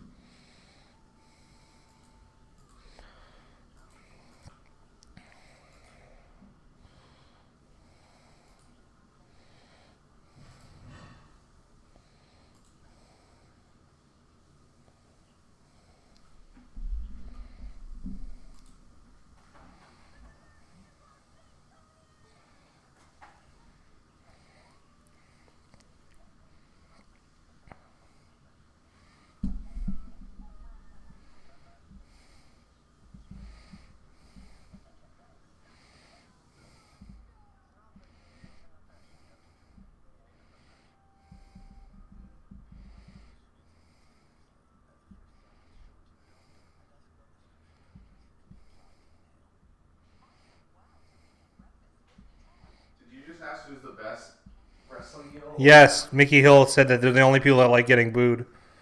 I think the best. I was thinking about this. I think it's Triple H. Triple H? Surprisingly enough. Interesting.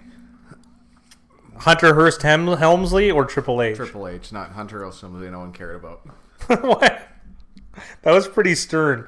Hunter Hearst Helmsley, I don't care about. No one cared. No one cared. I liked it. It was cool. He was a Duke. He had that cane or whatever. Yeah, but he was just like meaningless at that time. He had the pants with like the riding pants. Yeah. That was the last time I watched wrestling. So Yeah.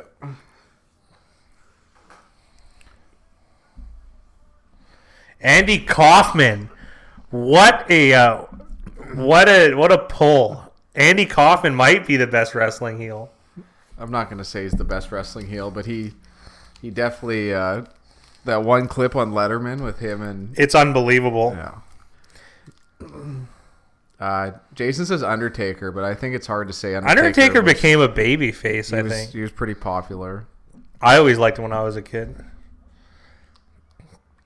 What's Eric saying by, in my opinion, if you wager on Ion?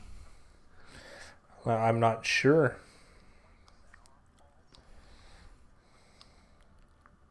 Oh, Jason hit his first half bet. Congrats. That's very good. When Kane became a thing, did Undertaker become the face? Do you think that's a transition? Yeah, and it's like depends when, right? Like guys flip flop every 4 6 months. Yeah, I know, anyway, absolutely. So. But I'm saying, is that a changing of the guard moment?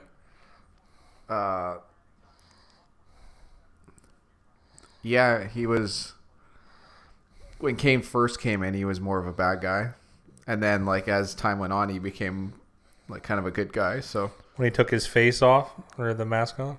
Yeah, I don't know about like in the last 5 years or so, but I haven't watched him forever. But I remember that being the Kane thing being a thing. If you wager on teams over under as opposed to picking spreads, your percentage will be 5 to 20% higher. I don't think that's true. I did some over-unders today. I was 1-2, even though it's a very small sample size. But the market factors work better on spreads in football because more people bet spreads than they bet the over-unders. So the over-unders, excellent answer. The over-unders actually perform a little bit worse than the spreads. But it's definitely something worth tracking to see if you can find. I just read the greatest thing I've seen ever. Kane is the mayor of my city. And I know he did become mayor somewhere. I didn't know that's where you live. I didn't know that's that either. Awesome. Yeah. That guy's massive too, by the way. Do they still let them bleed like they used to? I don't know. I haven't watched them forever. I can't imagine they do. That was part of this. They've made it a lot more children friendly, so there's a lot less blood, if any. New Jack was the greatest heel. I don't remember you, New Jack.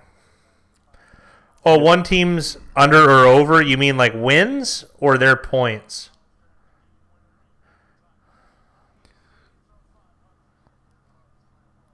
From that explanation, I mean just one team's under or over. I think he's talking about like individual scores. Like individual points? Like betting how many points the Colts will have in this game. Oh, points? I don't think like 5 to 20% higher. If you could do anything 20% higher, I would do it. I don't have the data. I don't think that it's possible, but I mean, if you had some data to show, I'd be very interested in something like that, but I don't think it's feasible. You all see Nick Diaz's face last night. Absolutely. It didn't. I thought the fight should have continued regardless. He did get a whole bunch of stitches. But yeah.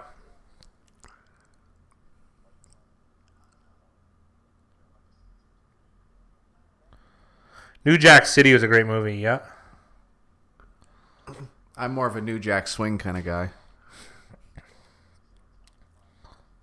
Eric said he took the 49ers over.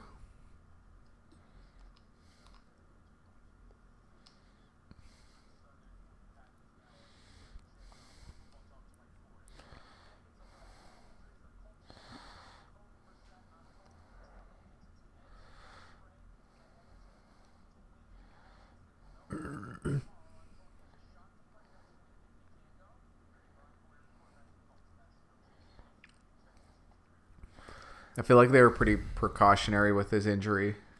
Maybe. I thought he got stepped on pretty good. I thought it was an ankle. It just said MCL strain. Huh. John Stacy, can we cruise a picks? Where am I at? Absolutely. What's your name this week? Exorbitant Eggcorn. That's him for sure. I haven't looked. If that's not him, I'll eat my shirt. That Cards cover was satisfying. Absolutely.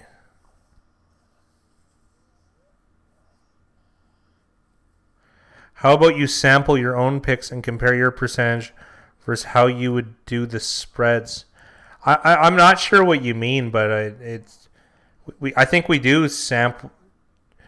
Oh, sample, like I can't retroactively pick whether I would pick a team over or under points. Like that's why retroactive sampling doesn't really work. I mean, the one thing we have documented is how we select football games against a spread, and I mean it's pretty transparent. I guess I like the results, I would say, especially the ones we shared on YouTube. We didn't have that good a year last year. We were over 50, but still.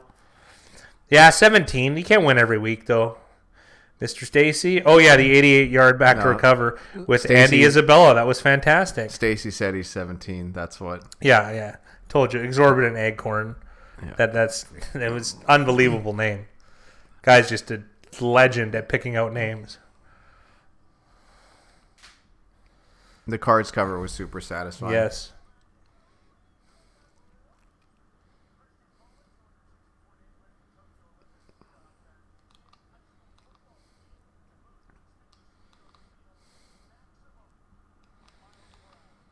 Cowboys now -4, fat guy. Really? Where?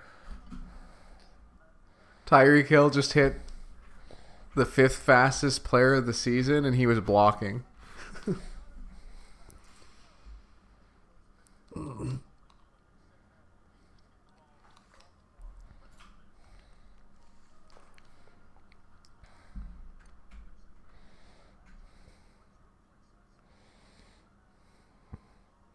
Where did you see -4? I don't see anything. Said I bet 365. Yeah, at what odds though? What juice? Not Star Wars fans, Jason. Unfortunately. I liked it when I was a kid, but I haven't watched it recently. I'm a bit of a square now. Not in the gambling world. I'm certainly an anti-square if that's possible. +100 on Bet365. Are you sure? I don't have a Bet365 account. I'm curious now. No, I'm looking at it's -6.5, -115. Looking at it right now. Eric Johansson's talking about covariance, like taking the points in the under.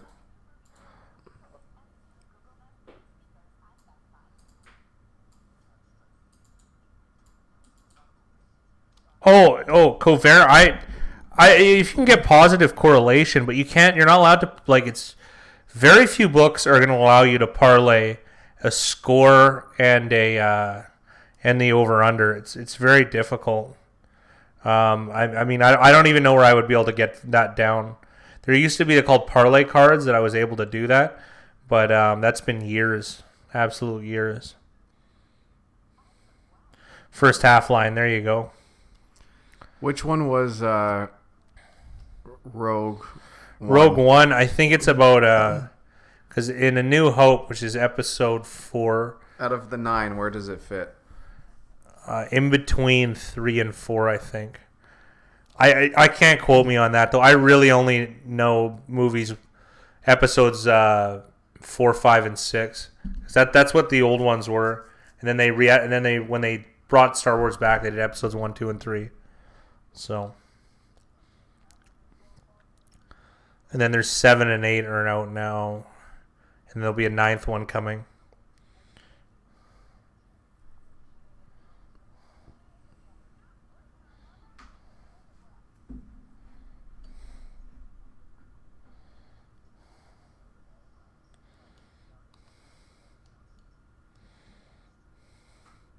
Yeah, you're right. It was like 3.5.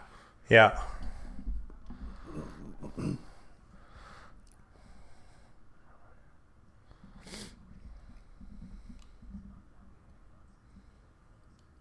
What's going on, Shady? What do you think about the Browns favored by 2.5 over the Bills? On an early line, I think a lot of the public will be on the Bills, so we'll probably, if we had to pick right now, we'd probably be on the Browns. Yeah, I'm gonna agree with Big Rye on this one, and this looks like a good Browns bet, to be honest. Especially one of the books has it at +103. It's a popular online one too, which is the best odds. That's interesting. New Jack was what Eric said. New Jack was a wrestler in the Deep South that mocked white people in the 90s. He thanked OJ for taking 2 out. That is why I think he was the greatest heel ever. It's pretty good. That's ruthless. He was known for being a little bit crazy. Oh, I know who that is. I know exactly who that is now. Not because I've seen him wrestle, but sometimes those shoot interviews come up on my YouTube feed, and everyone talks about how that guy's nuts. What's going on at Purva? Who you're supporting in this game? We've Baltimore. got the Ravens. And Mickey Hill said it's about the events leading up to A New Hope, how they acquired the Death Star plans. Yeah, I saw a trailer for it, and that's what it looked like. So, yeah. So that would make sense. Star Wars number 3.5, I guess. New England's getting the ball here. We're about to kick off.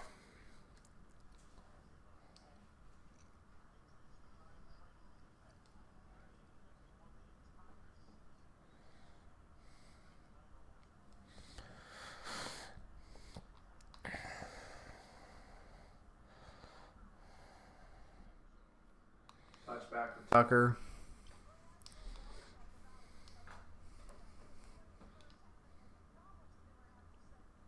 Belichick's putting the first quarter on the coaches, saying that they needed to be better. Oh, Star Wars is going to make a TV series? That'll be interesting. Yeah. Well, Disney paid a lot of money for it, so I think they're gonna do what they do best and extract every dollar possible out of it.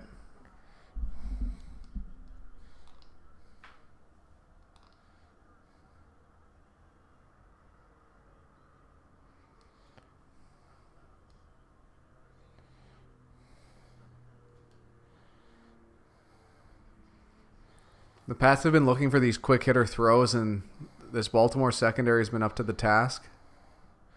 They just showed Marcus Peters. I don't recall seeing him throughout this game, but interesting stuff. Which is a good thing for him. Padme hotter than Leia. Yeah, I could say that. I'm not a big fan of what's her face though. Natalie Portman. Tip ball still caught by Julian Edelman here. I liked her in V for Vendetta. Yeah, did you? Mm-hmm. Are the Jets worthy of wagering against the rest of the year? It depends. It's oscillating. I mean, they're probably the best time to bet on the Jets. Yeah, the Jets will be probably a buy low. Their next game.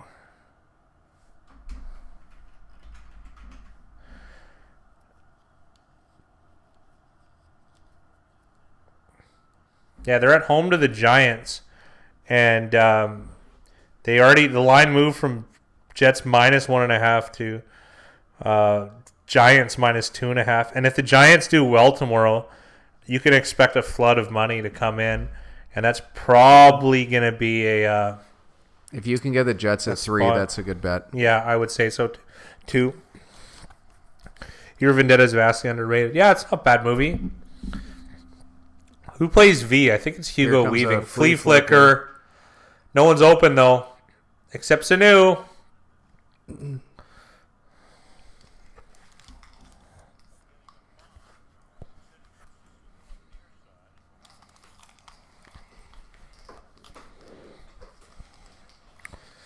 I think it's based on a comic or something. It's an anti-government, anti-fascism type of movie, I guess. And I don't mean Antifa.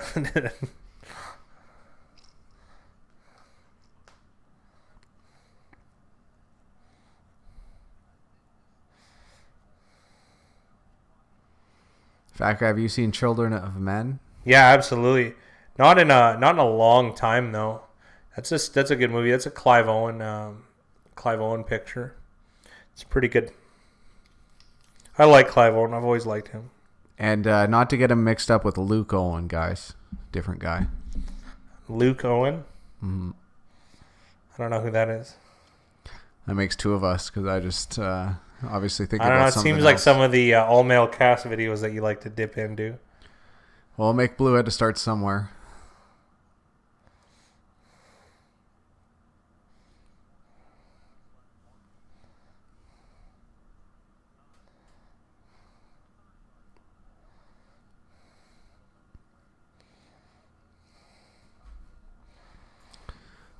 Patriots are just marching down the field here on this drive.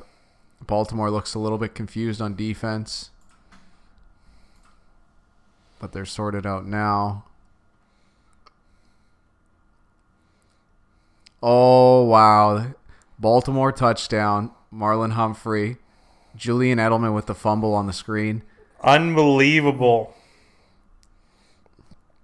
Unbelievable. This is a really nice This turn of is a events. nice spot. That is rad. Jason's favorite's Red Dawn. Mickey Hill thinks that Edelman's down. Approver like Shawshank Redemption. It looked like a fumble live. Yeah, Oh, that's a fumble. That is a fumble. Wow.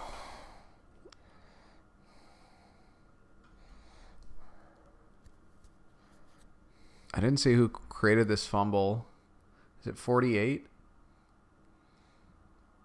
Either way, excellent job. Well, that is just rad. It was nice that Humphrey got to pick that up clean, and then no one's going to be catching him.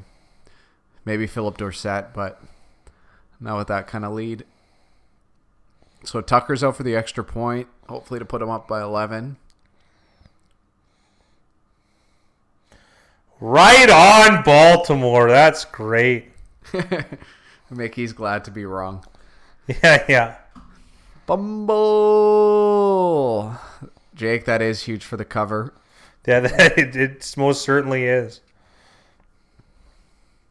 Shawshank Redemption is written by Stephen King. I always find that very interesting. Stephen King has a lot of, I'm going to say, non-supernatural movies that are very good.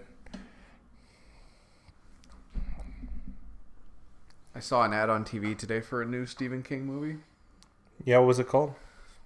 I don't know, some scary one. I'm sure someone in the comments section will know what it is. There's Castle Rock. It's a new TV show.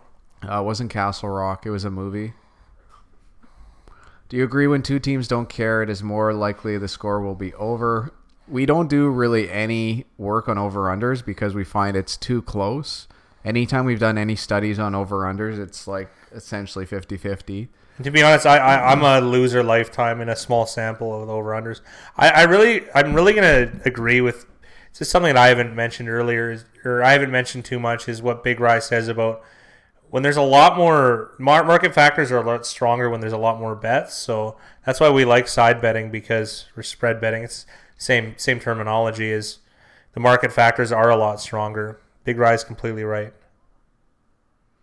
Mickey says novella called Rita Hayworth and the Shawshank Yes, Redemption. yes. Is that the book that he wrote? The original? I think it's a short story.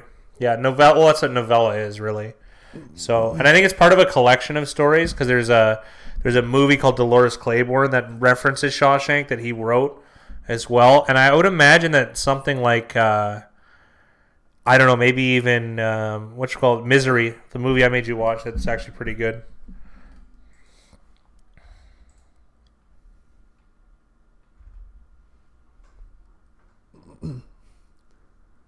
And if anything, Eric, I would stick to unders. That's just I Generally, wouldn't a be betting favor unders. But over-unders they've had a lot of change, so your sample is super, super small with the changes to the extra points, as well as these new rules. Like, they're making up the rules as they go, and everything's favoring the offense. So to say to bet unders now, I don't even know if that's true. Well, what Big Rye is saying is we don't have the data or the knowledge about whether the market, how much the market has adapted to the rules, and whether they've over or under compensated. So and you can't go off any of the old data because the rules have changed. Yes, things are different now. If you're gonna look back 30 years and compare, it's just not the same. Stand By Me was one of his novellas called The Body. Yes. I remember now. Eric likes unders early in the season. There's a theory that defenses get play better early in the season. Yeah, they're less worn down. Yeah, The Green Mile is also written by him as well. Guy's got unbelievable works. That was great. I'm sorry, that put everyone in a better mood, was that fumble return. It's so rare to see a clean fumble return for a touchdown. Yeah. Well, it was nice that he was able to scoop it up and go. And just go, yeah. Rare mistake from Edelman. It's been a lot of mistakes today from the Patriots, and I feel like they've they know they have to kind of push themselves tonight. Oh, so you're saying there's a little bit more extension in what they're doing, so they're more privy to mistakes. That's an interesting theory, I would say. I don't think that's wrong. Also, too, if a team, is there a better team they've played that is able to capitalize on mistakes? Absolutely not. There's no way. Everyone felt Baltimore would be a tough test, and it certainly has. This is the best coach team they've played against, too. So, Yeah. all of those things are coming into play. Sorry, I'm just staring at this name, McCole Softwoman. So good. So I love the names, guys. I love the participation. All right, 1st and 10 at the 37-yard line. Brady Audible's at the line. Sanu has been a really integral part of the game here. Peters was matched up against him there. They throw that out. I feel like they're setting him up for a double move. Do you guys think Bill Belichick is somewhat overrated? I mean, I know he's great, but then look at the group they play year after year. I would say he's underrated even, Perva. A good example would be... that against the spread stuff is insane. That was just what I was going to get to. 62% against the spread with the Patriots. And they get juiced up by the public with points, and they have to cover these ridiculous spreads. Not that they even know about them, but they still do it. They're just a dominant team regardless of who they play. I've got to come up with a new contest handle. Yeah, Mickey, you're more than welcome to, yeah. Week to week, you can make it whatever you want. Whatever you want, yeah, you're more than welcome to. Just use the same email, that's all. Overall, it's just going to show whatever you used the first week you joined. That's just how it's too much work for me otherwise. Jake Jacobs, I'm scared to change my name because I've been doing so well. Yeah. Superstition, I can understand. You just, as long as you use the same email address, your overall will be fine. But week to week, you can call yourself whatever you want. You're just going to confuse the fat guy and I because we're not going to know who's who. You guys also kind of have clout on this show too, so you'll lose a little bit of your celebrity, but maybe that's what you want. Maybe that's what everyone wants. I'll wait until I have a losing week. Yeah. Maybe that's what I should do. I feel like we're not going to do well in this next part of the season. Yeah, we're going to have to fade. If we start fading ourselves the rest of the season, yeah, maybe we'll bat at 1,000. Yeah, we'll be good. Patriots are driving here during this little lighthearted banter and driving fast.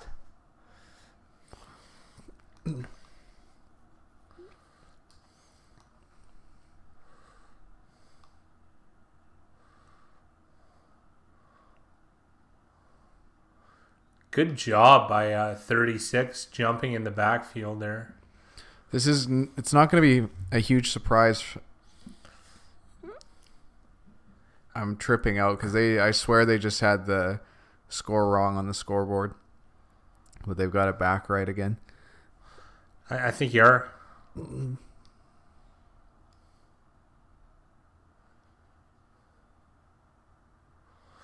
I don't know how much Woody Johnson has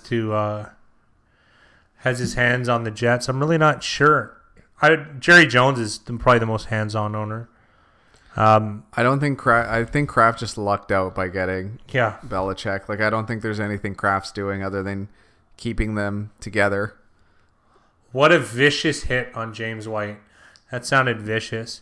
Who's the most off? Paul Brown on the Bengals, probably the most hands-off owner, I would say. Is there any coach with a similar winning percentage against the spread? I couldn't say. Not even close. I couldn't. You don't know. We don't know. Even back across in the sports, like in the last 20 years, there hasn't been. Yeah. What about like Popovich and? No, not a chance. Well, New England got a touchdown. You also have to think, like, in a sport like basketball, they play way more games. Yeah, and so it makes it a lot tougher. Way harder. Good point. Because right. Look at, like, McCole Softman, if in 12 games he went 10-2 for 83% against the spread. But for McCole Softwoman to be able to do this every single if he had to do it 82 days in a row, it's not going to be likely. Well, even 80 picks in a row. Mickey said only Pats fan I like is Bill Burr. I like Bill Burr. I tolerate him. Is there any? Oh, we already answered that. Eric said that's my point. Kraft is nothing, and that makes him by far the best. Well, I mean, Paul Paul Brown does, I would say, the least of any owner. He is the least he's the most hands-off. He let Marvin Lewis have the run of the Bengals for many, many years. And they had, like, I know they didn't win a Super Bowl, but that was a pretty successful run for Marvin Jones. Or Marvin Lewis. Marvin Lewis, thanks. Yeah, it was reasonable. They didn't win a playoff game, but they did go to the playoffs. I've never been a playoff guy. What's going on, Richard Evans? I thought my picks this week would either be horrible or awesome this week. I didn't think I would be so. What's going on, Glock? How you doing tonight? Do we bet on basketball? I find that game impossible to bet on. Yeah, I bet basketball. I use the same type of market factors I use for football. I actually found basketball, handicapping basketball, I did best. But I'm still always going to trust the market more than I trust myself. I mean, either side could have been 106 in that case. Yeah, but you got to remember, you're taking, like, it's what the median thing. You never take the result. This result happened, therefore X. It doesn't work that way, even in football. Like, even if the Patriots won 33-0, in this game, I still feel Baltimore is the right play, right? You don't just go off because there's a million different things that could happen, right? Glock's upset that the Browns didn't cover their over. Eric says, remember the San Fran dynasty? Those owners came across like they knew nothing. We're getting another wrestling poll here. Nick Chubb should hit Freddie Kitchens with a steel chair. He should. And then Mickey said, y'all see the SMU go for 2 against Memphis last night, went down by 14. Spread was Memphis 6.5. All the metric gurus were saying it was the right call because of expected value. I didn't see it, but I mean, if they do have data in regards to expected value, then it probably is right. It's just uncharted territories. And I think too is when you're doing stuff that's very unconventional, but right expected value wise, you get a lot of flack. And the best way we can point to that is when we started this channel, a lot of our picks were extremely unpopular and they were vocal against us. Only lately have we been getting a little bit less hated in the comment section. It helps. We've been doing really well, so it does help that we're doing well. It deters people that are talking poorly. Mickey, I got a question for you. In college football, where is the extra point kicked from? Like, is it like the old NFL where it's like 2 yards out, or is it the new NFL rules where they have to kick it from like 33? Apurva thinks the return of Kareem Hunt next week is going to change the Browns' fortunes. It's going to really do nothing. Apurva, I'm going to say that they're slated to do better from here out because this is about as bad as they can do, right? Yeah. So there'll be some regression to the mean. I wouldn't attribute it to any one player. 3-yard line, he says. Yeah, so the extra point's going to be what, like 97%, 98%, probably higher. I'm not sure how bad college kickers can be with extra points, but in the NFL before, it was pretty much an automatic thing. So then for a 2-point conversion, 90s. So let's make it 97 for shits and giggles. So the expected value for 2 points, the success rate would have to be what, 40? No, 48. 45? No. What's 97 divided by 2? Well, 97 divided by 2. What is wrong with me? 48.5, so it'd be 49%. There you go. Yeah. So that would be the metric that they're OBJ needs to hit Baker with a steel chair. OBJ needs to focus on football and not wear literal clown shoes.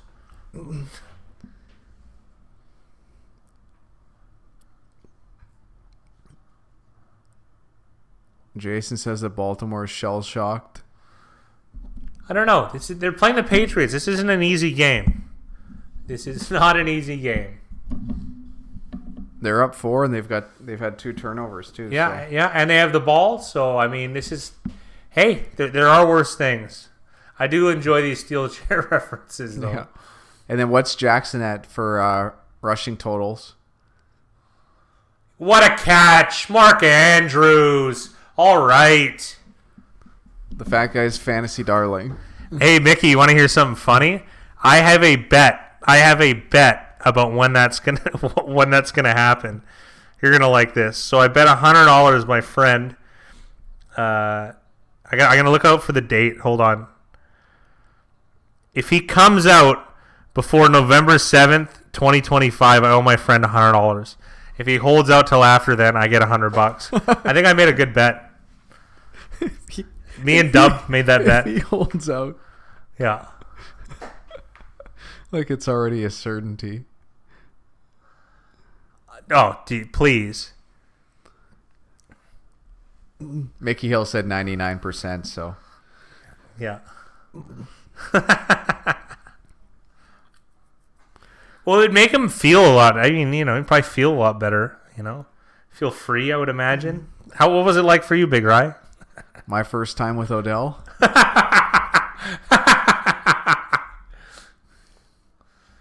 What's the date? November what? 2025? November 7th, 2025. Yeah. Hey, Jamie, go Chiefs. Absolutely. We loved it. That was an awesome result for the Chiefs. That was great. I loved it.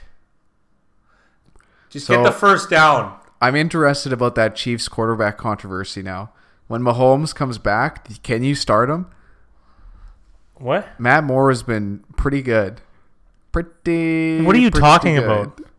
I'm saying, like, is it Matt Moore or Patrick Mahomes now? I think the torch has been passed. Yeah, sure.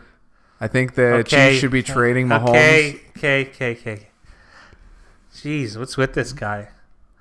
Oh my God, Ricard is so thick. Absolutely. Good night. I'm looking forward to hearing your picks tomorrow. I hope you consider trying my idea. It honestly works better for me. Yeah, appreciate it, Eric. We're always looking for ways to improve. Yep.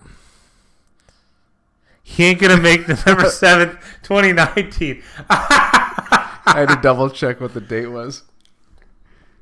I said 2025. You know what the funny part was? We argued about the date for like 20 minutes. We were haggling because I said I'd take the over, and then I'm like, I'll take the over. Let's find the middle ground. Chad Henne rules, absolutely. He got a sick tattoo I saw on the sideline. Patrick Mahomes is a system QB. Why does it feel like Baltimore is losing? I'm not sure.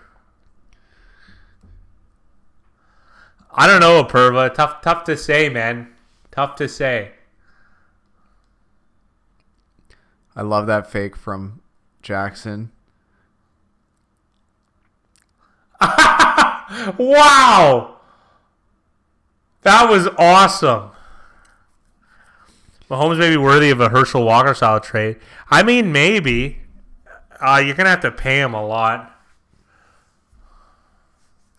Jake's asking why it feels like Baltimore is losing. I don't know if Jackson could have hit him though. I just don't think he saw him. I think Lamar can throw. It's still a work in progress, but I think he can throw. Clock said, I don't think anyone would trade a third round for Mahomes, to be honest. Design run. Oh, he's taken down hard. They go for this here? I didn't see where they're at on the field. They're one thing is 43, it looks like. They've got one of the best field goal kickers. I think they go for this. I really do.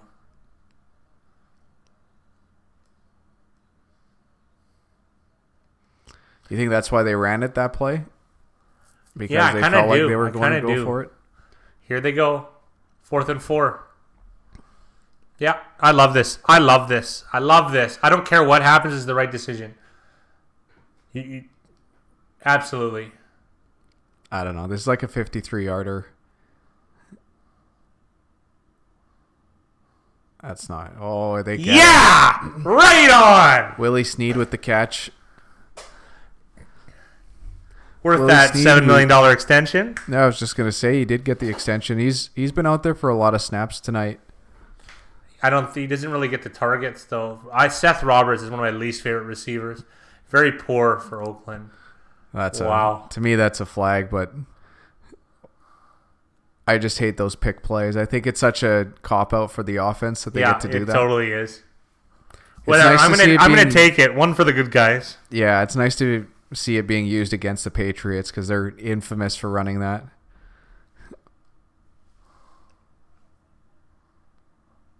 "12 players against Baltimore. Don't shoot yourself. Don't shoot yourself in the foot."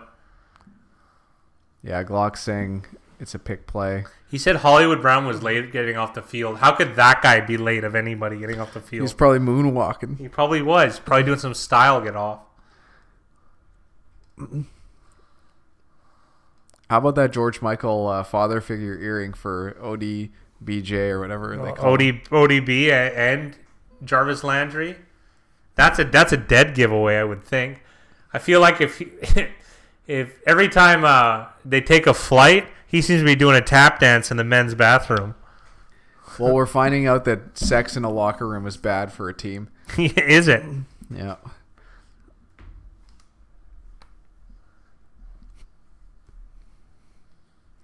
The Ravens are never the good guys. Jamie Collins on a Zuko level Recren arc. I don't know. He means revenge. There, thank you. Jamie Collins is just happy he got paid by Cleveland and gets to play for the Patriots. Yeah, I would be happy too.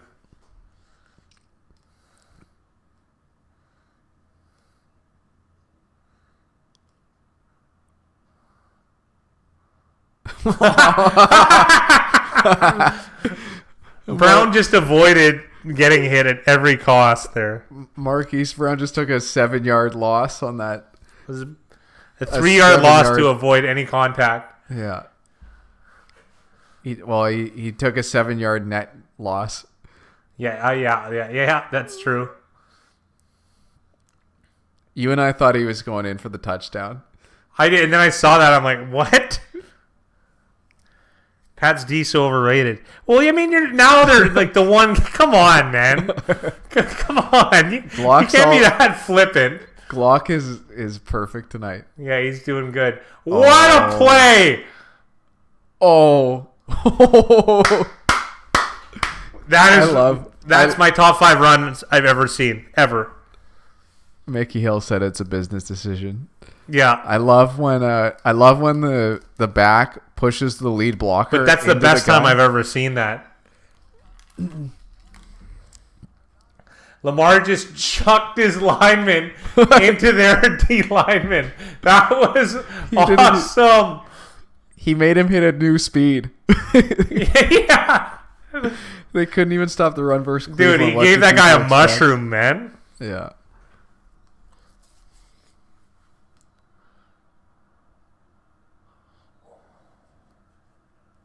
Jake's appreciating it. I want to know what Lamar's run total is, and I can't remember what that over-under was. It's 59, I think, and a half.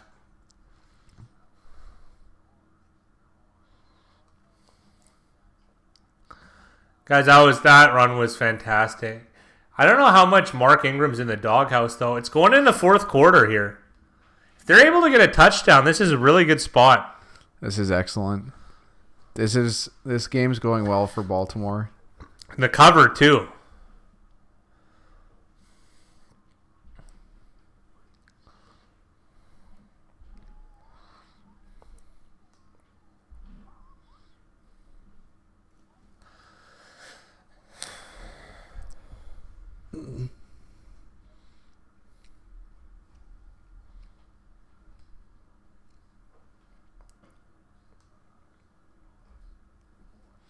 Chiefs D underrated? I like it, Jamie. Absolutely.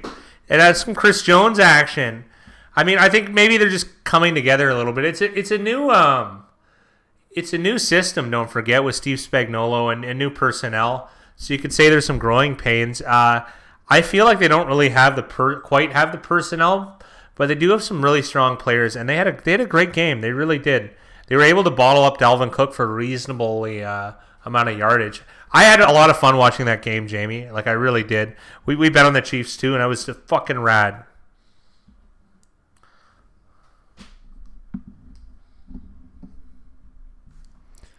Hell yeah, brother. When Chiefs blitz, they are 10 times better. Well, you gotta blitz with different frequencies, though. Like they always say, to be the man, You got to blitz the man. Yeah. A little, that was a little bit of a I can't even exorbitant acorn for you. Exorbitant acorn. Jason wants the game to be ended now. Jason, what's his rushing yards at? Sam, you like the Bills D is number 1 in the league. It's been an excellent start to the season for them.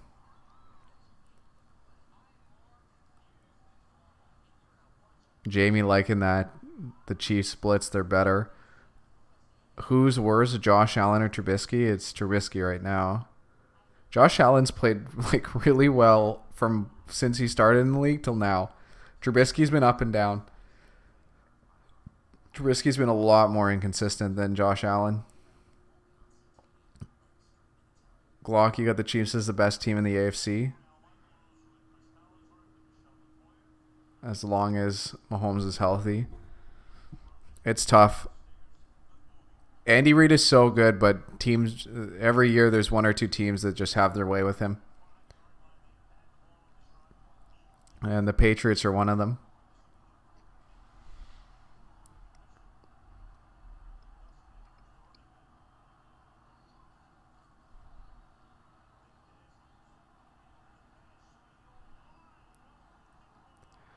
Touchdown, Nick Boyle. So Pats are the that's going to put Baltimore up 10, and then we'll have an extra point coming up. Baltimore touchdown. Nice. Who scored? Nick Boyle. Nice. Receiving touchdown. His mugshot here. Sorry, Mac has a pending fantasy question. He wanted me to ask you in particular. Nice touchdown. Mac money? Yeah. He wants to know. It's with a good team. The team that we kind of like. We used our par list mostly to draft it. Yeah. So it's Tevin Coleman and Gerald Everett. That's him. He's trading for Devonta Freeman and Austin Hooper. He's having problems at tight end. That's the only position he has problems with. So I said yes. Up Hooper, and who would he be trading? And Freeman. Away? He's giving up Coleman and Everett. I think that's pretty good.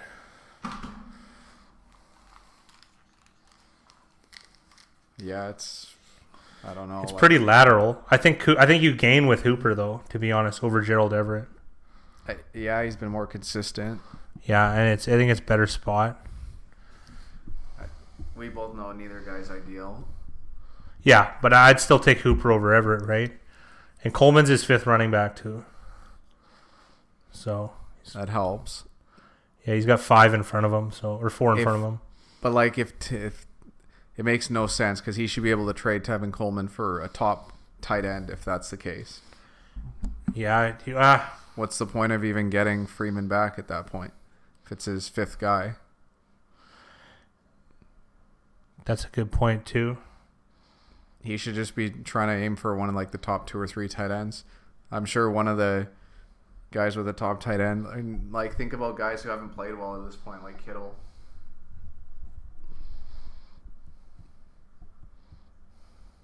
I wouldn't be trading away Coleman unless I'm getting a top tight end.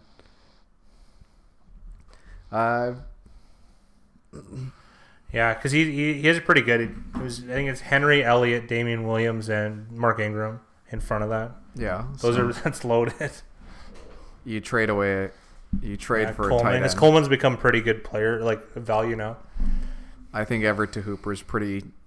Like it's like the difference of 1 point, maybe 2. What's that? Like for par. What, Everett and Hooper? Like it's a pretty. Yeah, I think it's a little bit bigger than that. But Tucker missed the extra point. Did he? Oh no, that's lame. That's really lame. Last year's first-round quarterback class was in reverse order for actual quality of play. Why aren't they playing Edwards instead of Ingram in most plays? Why are sorry? Glock said, Edwards just gives them a different aspect than Ingram. Edwards is a lot heavier. So if they feel like the Pats are going lighter to stop the speed on the outside, Edwards is your better option inside. That's probably what they're thinking. And also, who knows, like Ingram might have gotten like nicked up on a play or something like that. So all those running backs are going to get their fair share of snaps on both teams. Glock has a 25.5 point lead with Saquon Barkley versus Amari and Dakota. Should be okay. It's a nice spot to be in. Yeah. Tucker missed the extra point. Glock said Hooper is a tier 3 fantasy tight end this year. Yeah, that sounds about right. Steve Belichick's hair is still better than Al Davis's son. What are you talking about, Bucky Larson? Mark Davis was born to be a star. Glock's got Baker better than Darnold, but yeah, I don't know if that's what he means or if he's just mixing up his signs. Allen's been playing the best, I can say that much. Someone asked earlier if you'd rather have, or who's better, Trubisky or Josh Allen.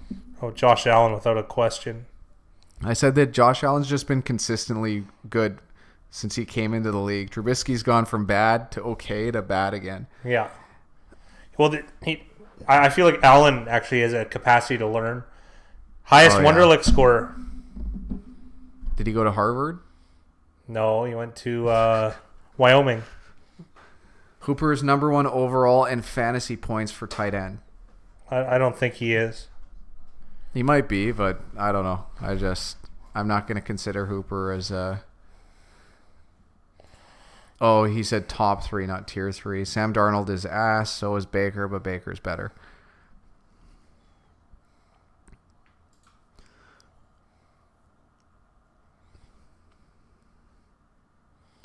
I feel bad for both of those quarterbacks because I feel like the coaching has just not been there to develop either guy. What's that? Mark Davis looks like a closet pedo. I don't know. I think he's a creeper, Mickey Hill. I don't know if he's a pedo. I don't even think he looks like a closet pedo. He just looks like a pedo in general. I don't think he's trying to hide it. Doug Peterson's hair is nice. I don't know. If he ever takes that visor off, I want to see what it looks like underneath. Hooper, Waller, Kelce. Oh, well, if really? Hooper's a top guy, then you tell him, yeah, sure. It shows you how much I pay attention to stats and that kind of stuff. Steve Belichick is a pedo. Just think about how much ass you could get by just saying you're Bill Belichick's son. I'm going to start saying that. What's that? That Bill Belichick's my dad and seeing how laid I'm going to get. Yeah, that's what's going to do it. This was a dropped interception here.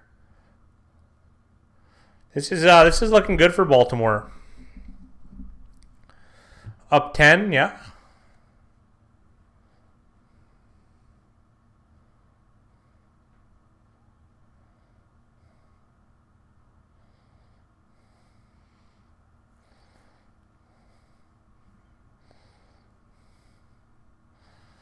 He was being very sarcastic, Glock. Yes, girls don't know who he is. Now, if you said someone like Jan Michael Vincent... I think Brady's pretty upset with that last throw. He did a really good job looking off the safety, and he still put a pretty good pass in. And I didn't see which receiver that was. It didn't come down. It might have been a tight end. Patrick Ricard on defense. That guy's tough to keep up with. He bounces back and forth so fast you'd think he's a Cleveland Brown receiver. Going for it all. Yeah! I don't think he was touched. Oh. Earl Thomas just took a bad boy hit from Shaquille Mason. Oh. Money is the world's best sex lube. I would agree. Mickey Hill would know. Yeah. Yeah. Oh, I took Earl Thomas, too, in the interception bowl. Perfect. We'll call that cha-ching. I want to know who's calling Earl Thomas overrated earlier, even though he just got provided that bread loaf. 5 more yards from Lamar is what you need. I like your chances. Good. I like your chances. Hopefully they don't what's the word? Like now that they're up 10 with this much time left, there's a chance they might, but it's unlikely. There's going to be a play where he gets his 15 yards off some sort of handoff, double option, whatever you want to call it.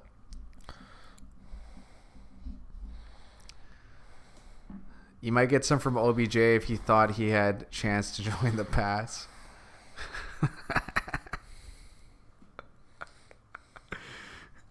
I don't like how players just like try and lobby for where they're playing. It's lame. Well, you'd love the NBA. Yeah, I know. Glock said Earl Thomas has fallen off. I don't know if that's true necessarily. Well, it may be true. I don't know if I agree with that sentiment. That's a better way of me putting it. Well, I think what the fat guy's trying to say is that Earl Thomas has been like really, really, really good. So to say that he's fallen off is probably true. He's probably not at his peak, but to say that he's washed up, old Yeller, take him to the back and pop one in his head, I don't think so. I had a fist fight with Ant over that. Yeah? I laughed. We watched it in grade 7. We watched Old Yeller, and I started laughing when the dog died, and he started crying, and then that didn't go over well. Well, it still happens to this day. It still does, doesn't it? Yeah.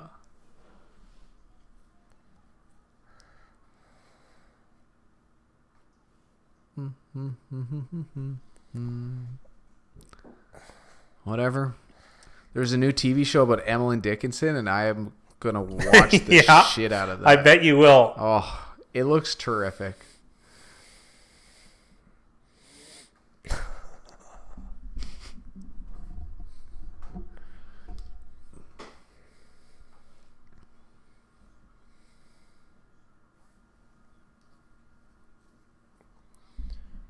Belichick could handle Odell. He's like the crazy wide receiver whisperer. Yes, but not Antonio Brown. Yeah, apparently. Well, the thing with Belichick is he's just quick to cut there's no rope. Like if you mess up, you're gone. So you're either there on your best behavior or you're not there. Especially with those kind of guys.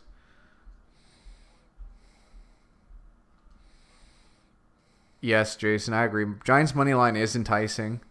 And then Jake Jacobs said, fat guy's the dude that laughs at inappropriate moments.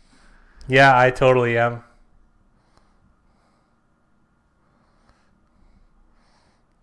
There's an instance during a movie, a really, let's call it, his favorite TV show is Oz. Yeah, you can guess what parts I laugh at. There's a sensitive World War II movie, let's call, and there's a scene where someone in a wheelchair gets dumped off, but I laughed not because of that, what happened. They used a dummy, and it looked really bad and fake, and I laughed hysterically, and it didn't go over well, let's say. There's a flag here. Justice Hill might have picked up this first down.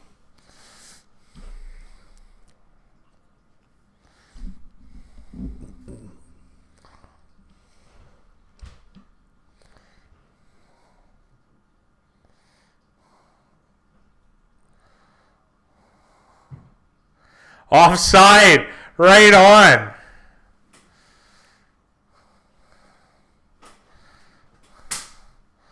Nice! Do us some chopsticks next time, Pat Morita. Big Rise hunting mosquitoes. I got like one of his legs or something.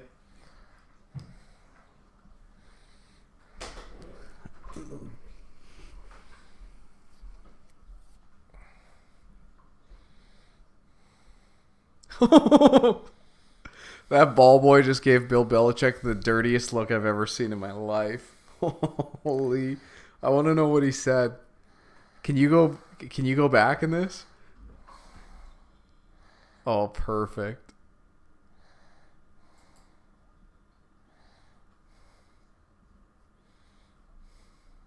Okay, watch the ball boy on the left.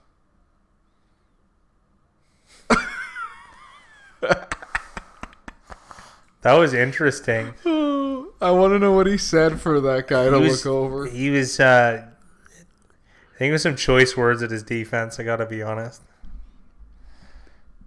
Third offside for tonight for the Pats. Unusual. Absolutely.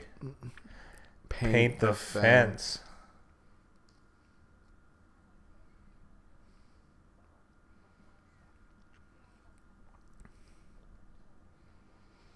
Quick, what was the best scene in 50 Shades of Grey? Stump the Schwab. I guess I love them all. I can't believe that was fan fiction that was Twilight fan fiction. 50 Shades of Grey. My mom got me to read a part of it. She thought it was like some of the worst writing she'd read in some time, and I'd have to agree. It was very hilarious. That's when you said back to her, "What page are you on?" Yeah.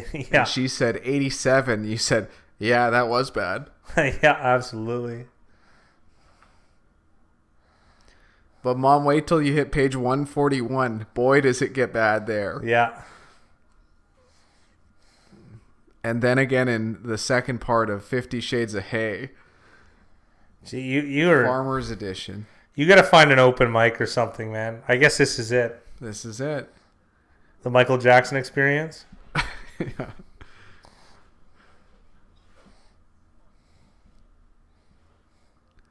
Jason said she was nude. Not like the lipstick I wore. Oh God! What are you going to star in the new Silence of the Lambs? There, Big Ryan. If only you were taller. What can I say? CGI is. They're going to have to, along with you. Holy! I'm always pretty excited to see like what's new and exciting with Hollywood because it's cutting edge stuff over there. CGI ruins movies.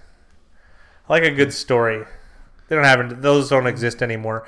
Well, hopefully this is a better one. 30-20 Baltimore with the ball, 1st and 10, still on their side. Loving those movies about the Bible. It's the only time you can get a good story. I don't know if this was it was Edwards. Gus Edwards. Gus the Bus. I feel like he's been getting a lot more carries because of that fumble by Mark Ingram. Some little doghouse going on here. Brady looks annoyed and frustrated on the sideline. Probably just finished talking with the ball boy. Yeah. 2nd and 5 here. They're taking this time right down. This is how you do it, guys.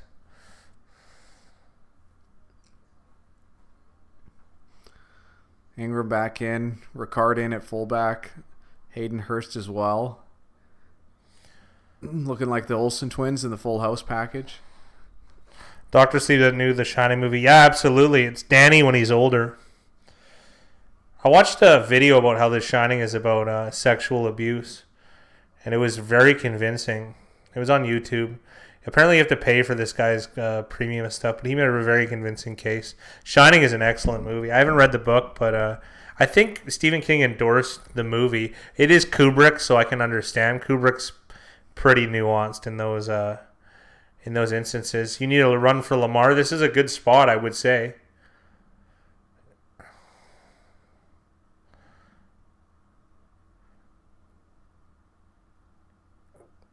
That was unreal by Ingram to tiptoe down that sideline like that. What balance by Mark Ingram. Just incredible. I'm a Mark Ingram fan, I got to be honest.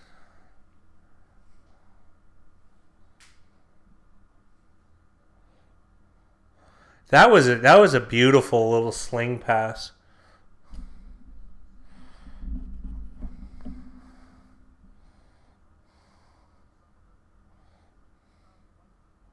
Yeah, The Shining is unbelievable made, and like you could watch it 100 times and pick out something new each time. Just everything he does is so detail oriented. I'm a big fan of Kubrick. Edwards with another carry. This is looking great for Baltimore. Timeless is definitely the word.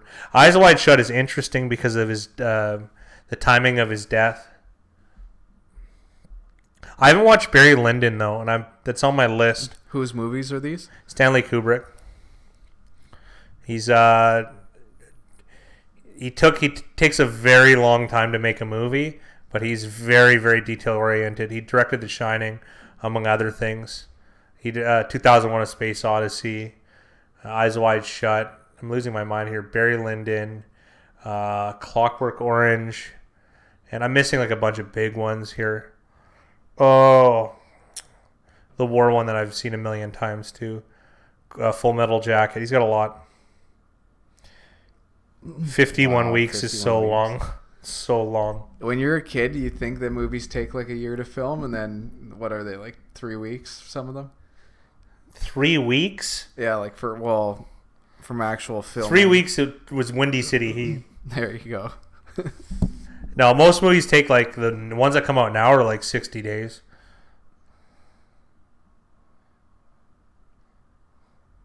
Eyes Wide Shut. Have you read the book, Mickey? It's by Arthur. I can't remember Arthur Schlinder. It's called A Dream Story. It's very interesting. ITY. I think it's an excellent bet. It hits all three of the factors that I look for. Fat Guy would prefer you get it at 7 or 7.5. Yeah. I think you might have missed the boat here. It's still if you're set on betting. And I had a gun to my head, then I'm most certainly taking the Giants. And also, it depends on the juice, too. There's a penalty against Jason McCourty for hands to the face. 30-20, Baltimore up. This is looking great with them driving. So for Fat Guy, it's not a home run. For me, it is. Yes. So that's because I just go off market. He's more concerned about price. Yeah, I want them both. Yeah, it's interesting. It's an easy read too. It's like 140 pages. It's a 100-year-old book. It's about a secret society in Austria. One crazy night within that secret society, much like Eyes Wide Shut. Pardon me. What show or movie is that? Eyes Wide Shut. Do you know of it? I don't know of it. Yeah, it's like one crazy night kind of for a doctor, and he ends up in within. I don't even know how to explain it. He pretty much follows an old friend to a like a cultish sex party, and then it makes him reevaluate his life, and strange things kind of happen from there on when he's trying to unsolve this mystery.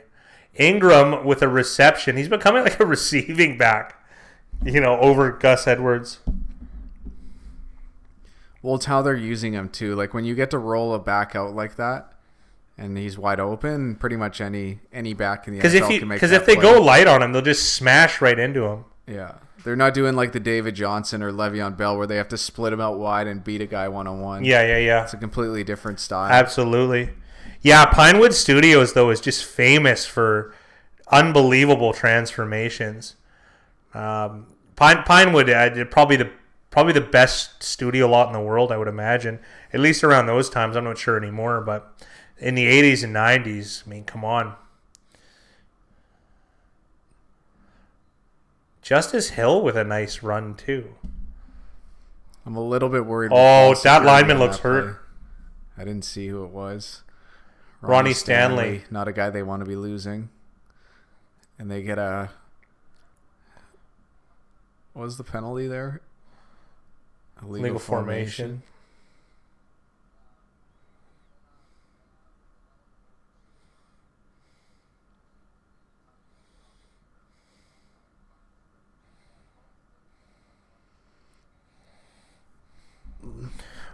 Where's your credit, Dylan? We all picked Baltimore. Look here.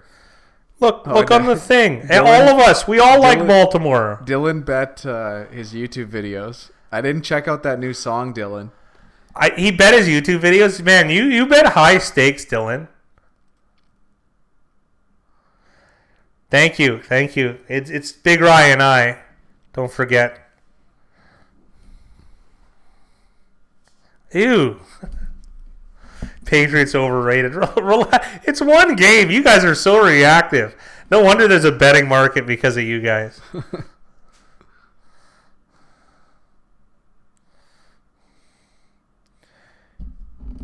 You should have checked it out. And this game's not over, Dylan. That's a lot of. That's like more likes than the Fat Guy and I get for an entire season. Yes. Kubrick would only film his scenes in correct chronological order, part of what took so long to film.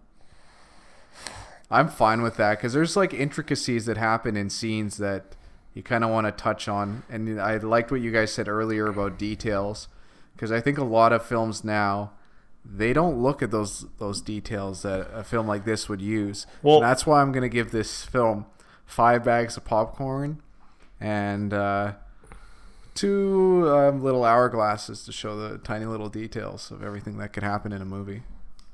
Lamar Jackson with the run. He picks up the 5 yards, and he's to the goal line. This is unreal. Big Rye's been watching On Cinema at the Cinema with Tim Heidecker way too much, by the way, everyone. Lamar over hits. Can you, as a quarterback, can you get negative rushing yards? Yeah, on the kneel down. Oh. Well, let's keep our fingers crossed, Jason. Defense is overrated. They had a cupcake schedule. Well, the thing is that their strength isn't in stopping the run. Their strength is in stopping the pass. And this is a team that isn't really known for throwing the ball. Please, I need Ingram for fantasy purposes. They marked him down. This is actually really, really good for Baltimore. Yeah, it is. They're just taking more time off the clock. Well, Jason, I'm just a realist. I think you guys have noticed that by now. I sound like such a downer. Like, well, you still could lose, but we all saw what happened with Melvin Gordon on the goal line last week. You just do it 3 times. Time of possession, really good way to win games. Even though I hate most of Fat Guy's picks, he's killing me this year. Big congrats. Thank you. I mean, just 1 year, right? And Nick Boyle jumps offside here. Had no business winning with the Steelers, though. It's not how it works, Dylan. There's a percentage of everything happening. There's no businesses and stuff like that. No, he's true. He's right with this. Like, all right. Usually Dylan's not right, but he's right. The Steelers did have no business winning that pick. Fat Guy, I'm going to redact that pick for you because it shouldn't have happened. Y'all see Brady and Reed meeting the tunnel for the game? Pretty cool. No, I didn't. That would have been cool. It was awesome because Brady called him his kryptonite. He goes, "Why do you have to be here?" Dylan, you're right most of the time. Fat Guy's wrong most of the time. Yes. So what does that mean? What a run by Ingram. This has just been a clock killer for Baltimore, and it's even better than scoring. It is better than scoring what's happening right now.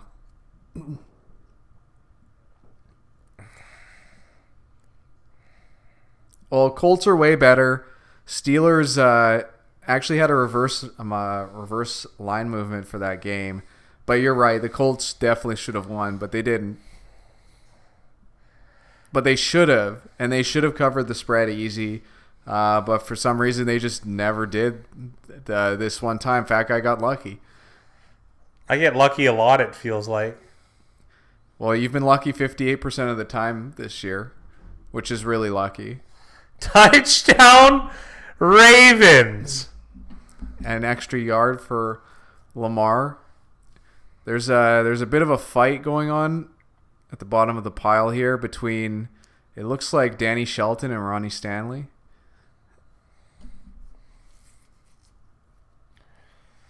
Maybe it's not Shelton. I'm not sure who 71 is. Yeah, even with Brissett out, they're actually better with Brissett out, so it was pretty surprising. Lamar gets in. That was a great job by Orlando Brown. Nice job.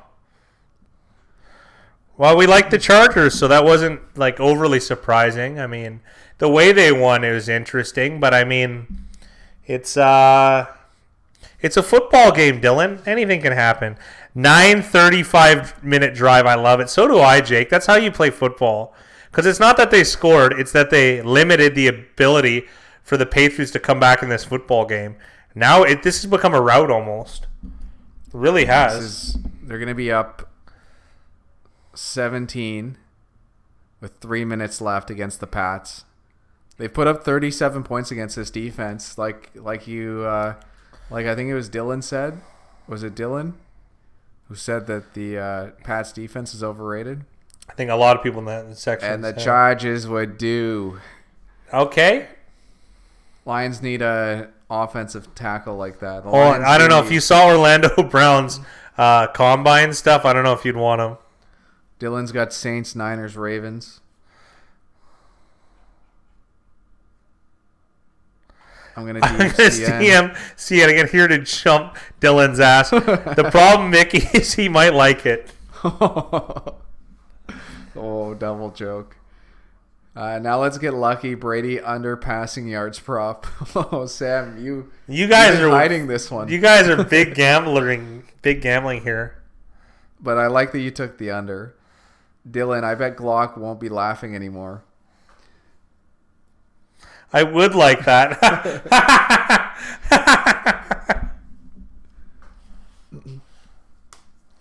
Do you think if I played Dylan's music on stream, we'd get copyright claim? Probably get a strike. Gee, holy.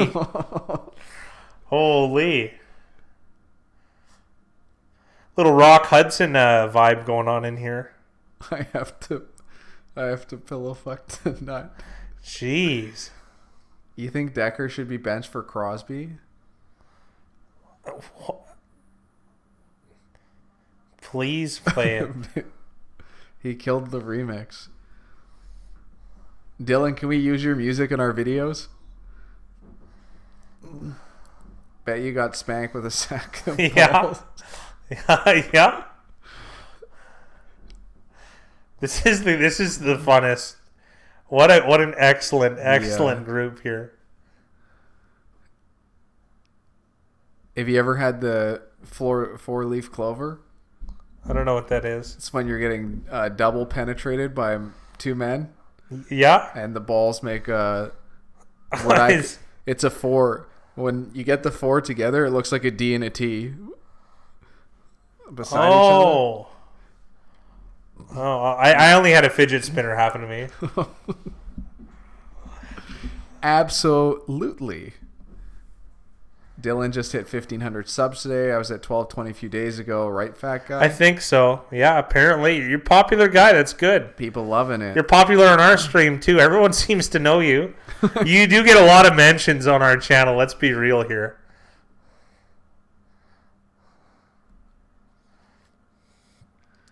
Brandon Bolden with a rare drop. Justin Tucker diving on Sony Michel's back.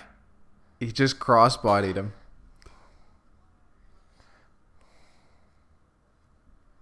People loving it. I guess this is McDonald's. LMAO.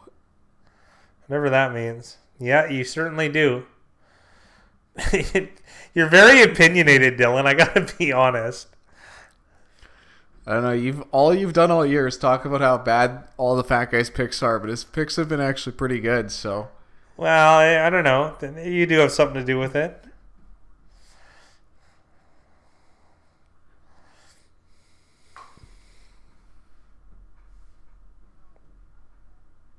I think Dylan puts a lot of his hate towards you and not enough towards me. Yeah, that's because I'm outspoken and bombastic. You get to just slang the questions, despite having a key role in the decision-making process. I like what Richard said.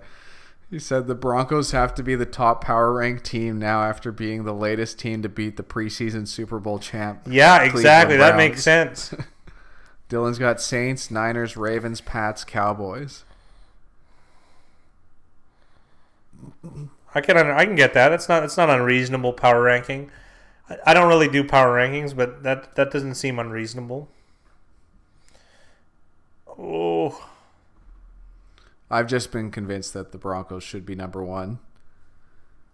I think if I had to do like a rough estimate, Saints would probably be around 13. Like they'd still be a playoff team. I got them at 17. I think that they lost a little traction by starting Breeze over Bridgewater. That's true. They were going pretty well with. And I think Sean Payton changed what type of mascara he was using, and that's usually a bad omen for a team. He went to that tears-free stuff. Yeah. You got to be able to run with your emotions. Yeah, I'm not a big fan. I like when it streaks down. But that's just me.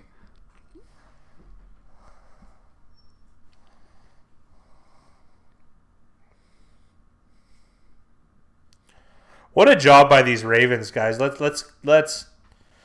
This is great. Excellent handicapping, everyone. Let's all give ourselves a big pat on the back.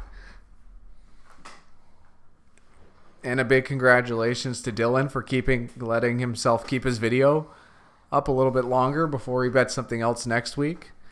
Dylan, what's the big bet for you next week, and what are you putting on the line? Yeah, Dylan. Yeah, call your shot, Dylan. You got the whole world watching. Seahawks almost lost to Bucks. Packers got crushed. Niners won by 3 to a team the Saints blew out. Saints clearly the best, most complete team. What about when they lost to the Rams? Lost to the Rams, right? And when they barely beat the Texans at home. And they had a weird game against the Cowboys. What about all those? Just out of curiosity. I'll be sending missing papers that say, have you seen this Detroit defense? It was last seen as a good defensive line. Man, you get out the milk carton, eh? Saints have the best quarterback, offense, defense, punter, and kick returner. Okay, so question. So Justin Tucker and Greg Zuerlein are not as good as Will Lutz. Well, he didn't say place kicker, so he kind of does have you there. He said everything but... No, he didn't. He said punter. Oh, you were bi-curious. I don't know. I don't think he's that curious. And he definitely is out of curiosity. He certainly didn't. We've done everything. Holy, man. This took a strange turn. Man, Odell Beckham would sure get into this. Maybe he could bring along his buddy that's attached to his back, Jarvis Landry. The Pillow Biter twins. What are those two guys that you pulled up earlier? Oh, Men on Film? Yeah. That's from In Living Color. David Allen Greer and Damon Wayans. That's what I think of Odell Beckham. And what should we call it? Jarvis Landry as. Boss Line thinks the Niners have the best defense. Richard Evans with maybe two of the best lines tonight. What will be the next city the Browns escape to in the middle of the night? San Antonio? I think they tried to get the Raiders, so. The Niners don't have the best defense. Kyler Murray was shredding them. Niners have the second best defense. Okay. Sam likes Seahawks money line next week. Let's see who they play. Seattle. Oh, they play at San Francisco. San Francisco's 6.5 point favorites, it looks like. That's right now. interesting. And 78% of bettors are on Seattle.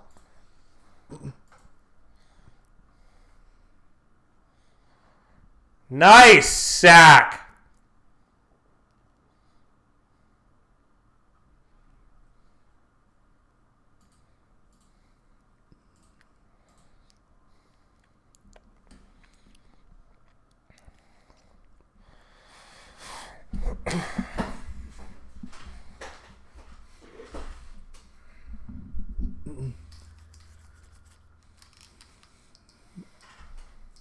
Boss Line says New England's at a loss for words. I wouldn't say that. I think they started the year 8-1 or 8-0, and they're going to lose this one. And they lost a game. They lost a game against a very good conference rival in Baltimore. Update the leaderboards. Yeah, I think it's safe to do that. Richard's asking what the line is on Steelers-Rams. Mickey Hill said he's starting to feel good about this game. That guy is the boss. Those are such good comments. Dylan says, I already know the fat guy will take the Falcons against the Saints, assuming they get like 14.5 points. Plus, the fat guy loves to take the Falcons because they have one of the worst defenses. Jake wants us to update leaderboards. Richard's calling for a Steelers victory. Sam said, stupid garbage Brady squeaks over yards. That's tough. It's tough how this game went because if they were winning early, Pats would be pounding the ball. I can see them losing 2 more games. Sam hates the Pats. And then Sam said the Rams are 4-point favorites against the Steelers. I'm guessing, is that in LA? Is Rams in LA? I haven't looked yet.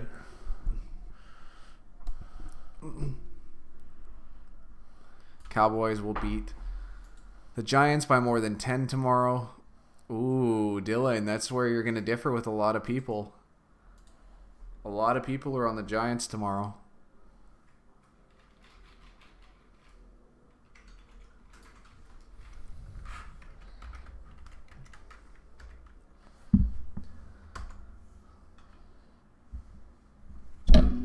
Cool. Fat guy updated it. I'll refresh these leaderboards.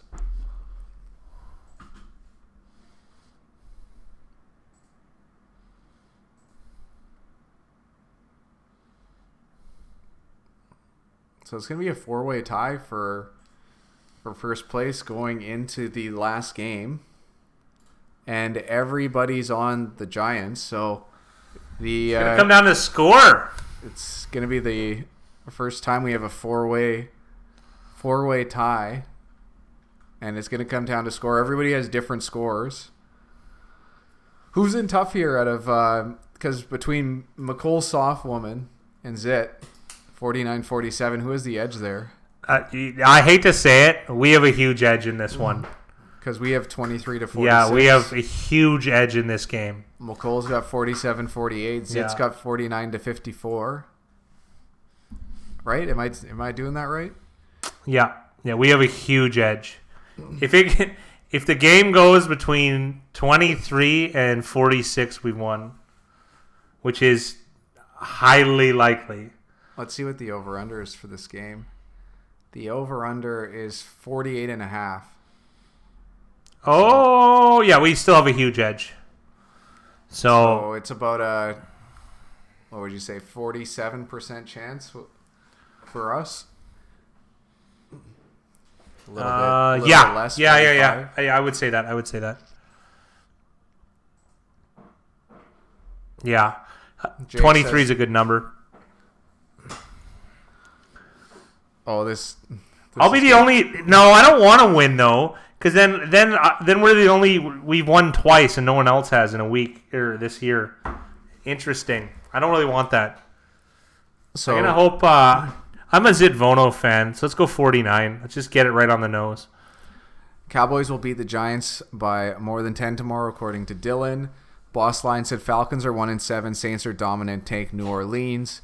Dylan said it don't happen. Fat guy loves the points. Sam says Atlanta plus 14 all day in a division game. Jake says fade Dylan, which I probably would agree with. Boss Line said Detroit is most likely an underdog against Chicago. It's fair. Dylan says F the division. Saints will crush the Falcons. Mickey Hill doesn't matter. Rams home field advantage is virtually non-existent. If the Lions are underdogs to the Bears, I will commit suicide. Dylan, you're really, really setting the bar high for the Lions are underdogs to the Bears. Just letting you know. It was nice knowing you, Dylan, but don't do it on the account of us. Jason and Dylan, fat guy. Jake says that you're gonna win. Price is right. Boss Line said the Bears are at home against the Lions defense that has easily underperformed. They certainly have. A lot to unpackage there. Yeah, absolutely.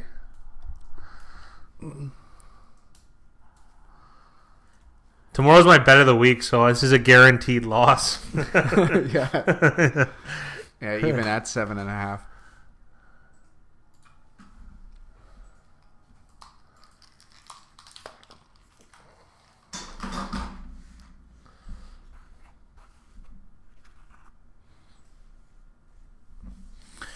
Everyone did well today.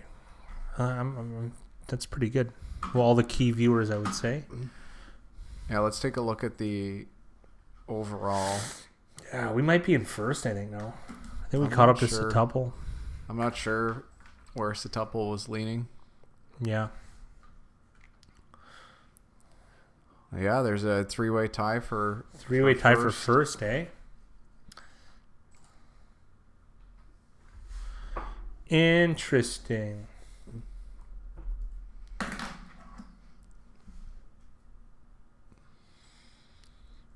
Jake's, the Tuple, and ourselves are all at 78 wins, 23 games above. Mickey's not far behind at 76. 76. East Steelers. Bunch of my favorites are on here. This is awesome. Jake, nice work here, pal. Yeah, absolutely, Richard.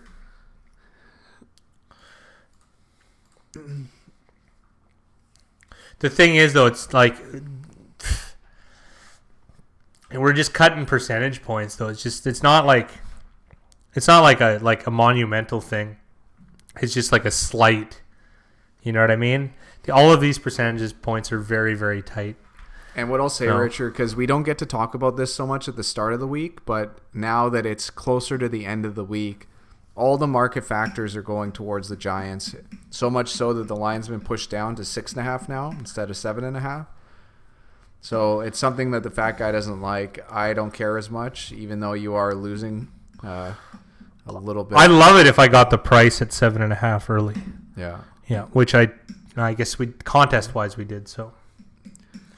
Boss Line said it would probably be more interesting if the top 6 for this week didn't all choose the Giants. Yeah. That's true. At least there's a score to watch. I picked the Price is Right rules. I picked the right score, I think. I like my score pick. We kind of overlooked this because if we're all there, that means that...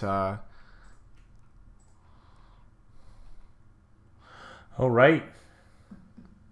But there's nobody else because the other 2 at 9 and 4 also have the Giants. Senor Gomez. Senor Gomez 8 and 5 has Dallas. This is interesting, actually. Only 2 people in the top 25 took Dallas. Well, don't you think that's interesting? Well, how about then the fact that if you did well this week, you weren't going to lay 7.5 points on the road. You know what I mean? Like, that's true. It's not really congruent. If you did well this week, you took dogs for the most part. 70% of people took the Giants. So for you saying that your favorite bet of the week, it held some weight to some. It did hold some weight, absolutely.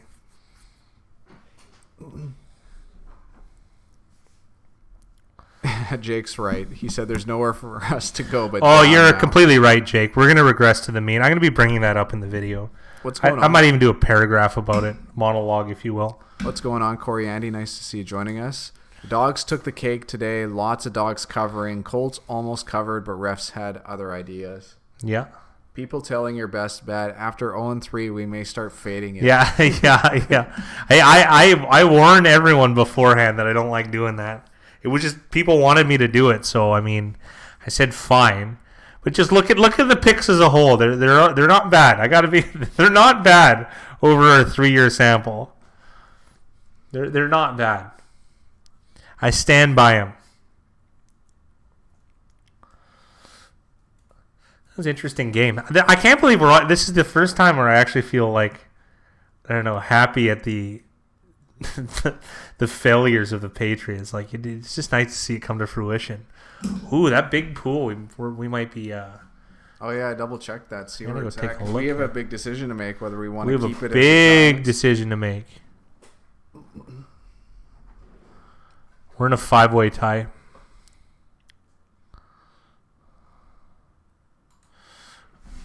Shit. If we want to take a chance to win the pool, we keep the Giants. Oh God. Do you know how much? Do you know what the win is for that? Should be around $500.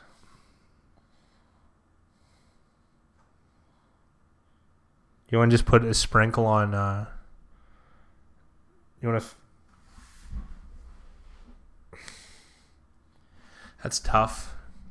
Every team there has to be taking the Cowboys. They, most of them took Baltimore, so.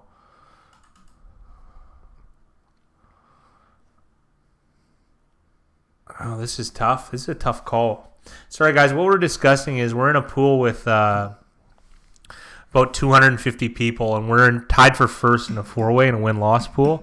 And we took the Giants because it's so large to win, just to kind of give us a unique sheet. But we're in this thing. Do we micro hedge by betting on the Cowboys to take a guaranteed win, or do we let it ride 0 or 500 on the Giants?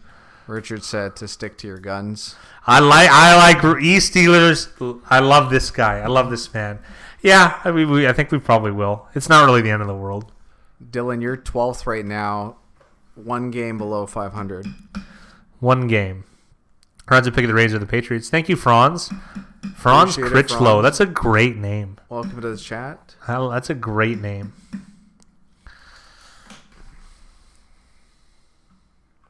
Well, I'm so happy right now. That I really wanted the Ravens to win this game. That's fantastic. It's rare I ever get to see you smile from this angle.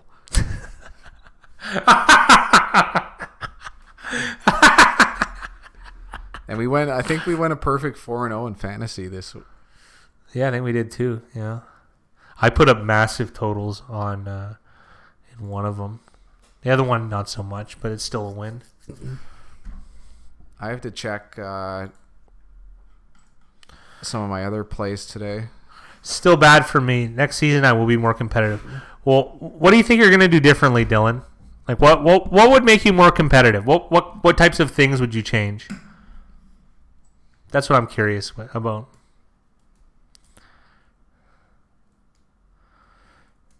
Niners vs. Ravens will be game of the year. Maybe. I liked this game in the fact that Ravens really brought the house against a very difficult team.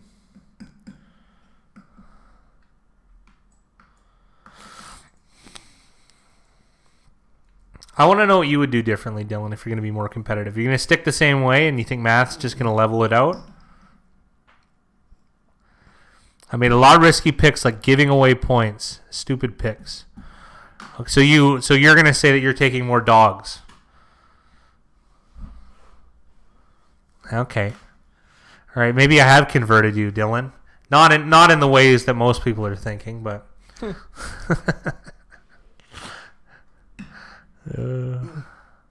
I had a nice underdog hockey win today. Who did you take? The Blackhawks. Who the Blackhawks? Who they playing? They played Anaheim. They were plus 132. Oh, that's not Jason, that good. Scoreboard, Dylan. He's Scoreboard. Well, I'll not be so confident to give away so many points. There you go. That's actually the answer I wanted to say. I wanted to see. It's a big deal, and when you talk to like regular Joes, you could say Patriots, and then you're like, oh yeah, they got to win by 17. They'll win by 40. It's not how the world works. You bet the number, not the team, and the number usually favors the underdog. That's just the way life goes.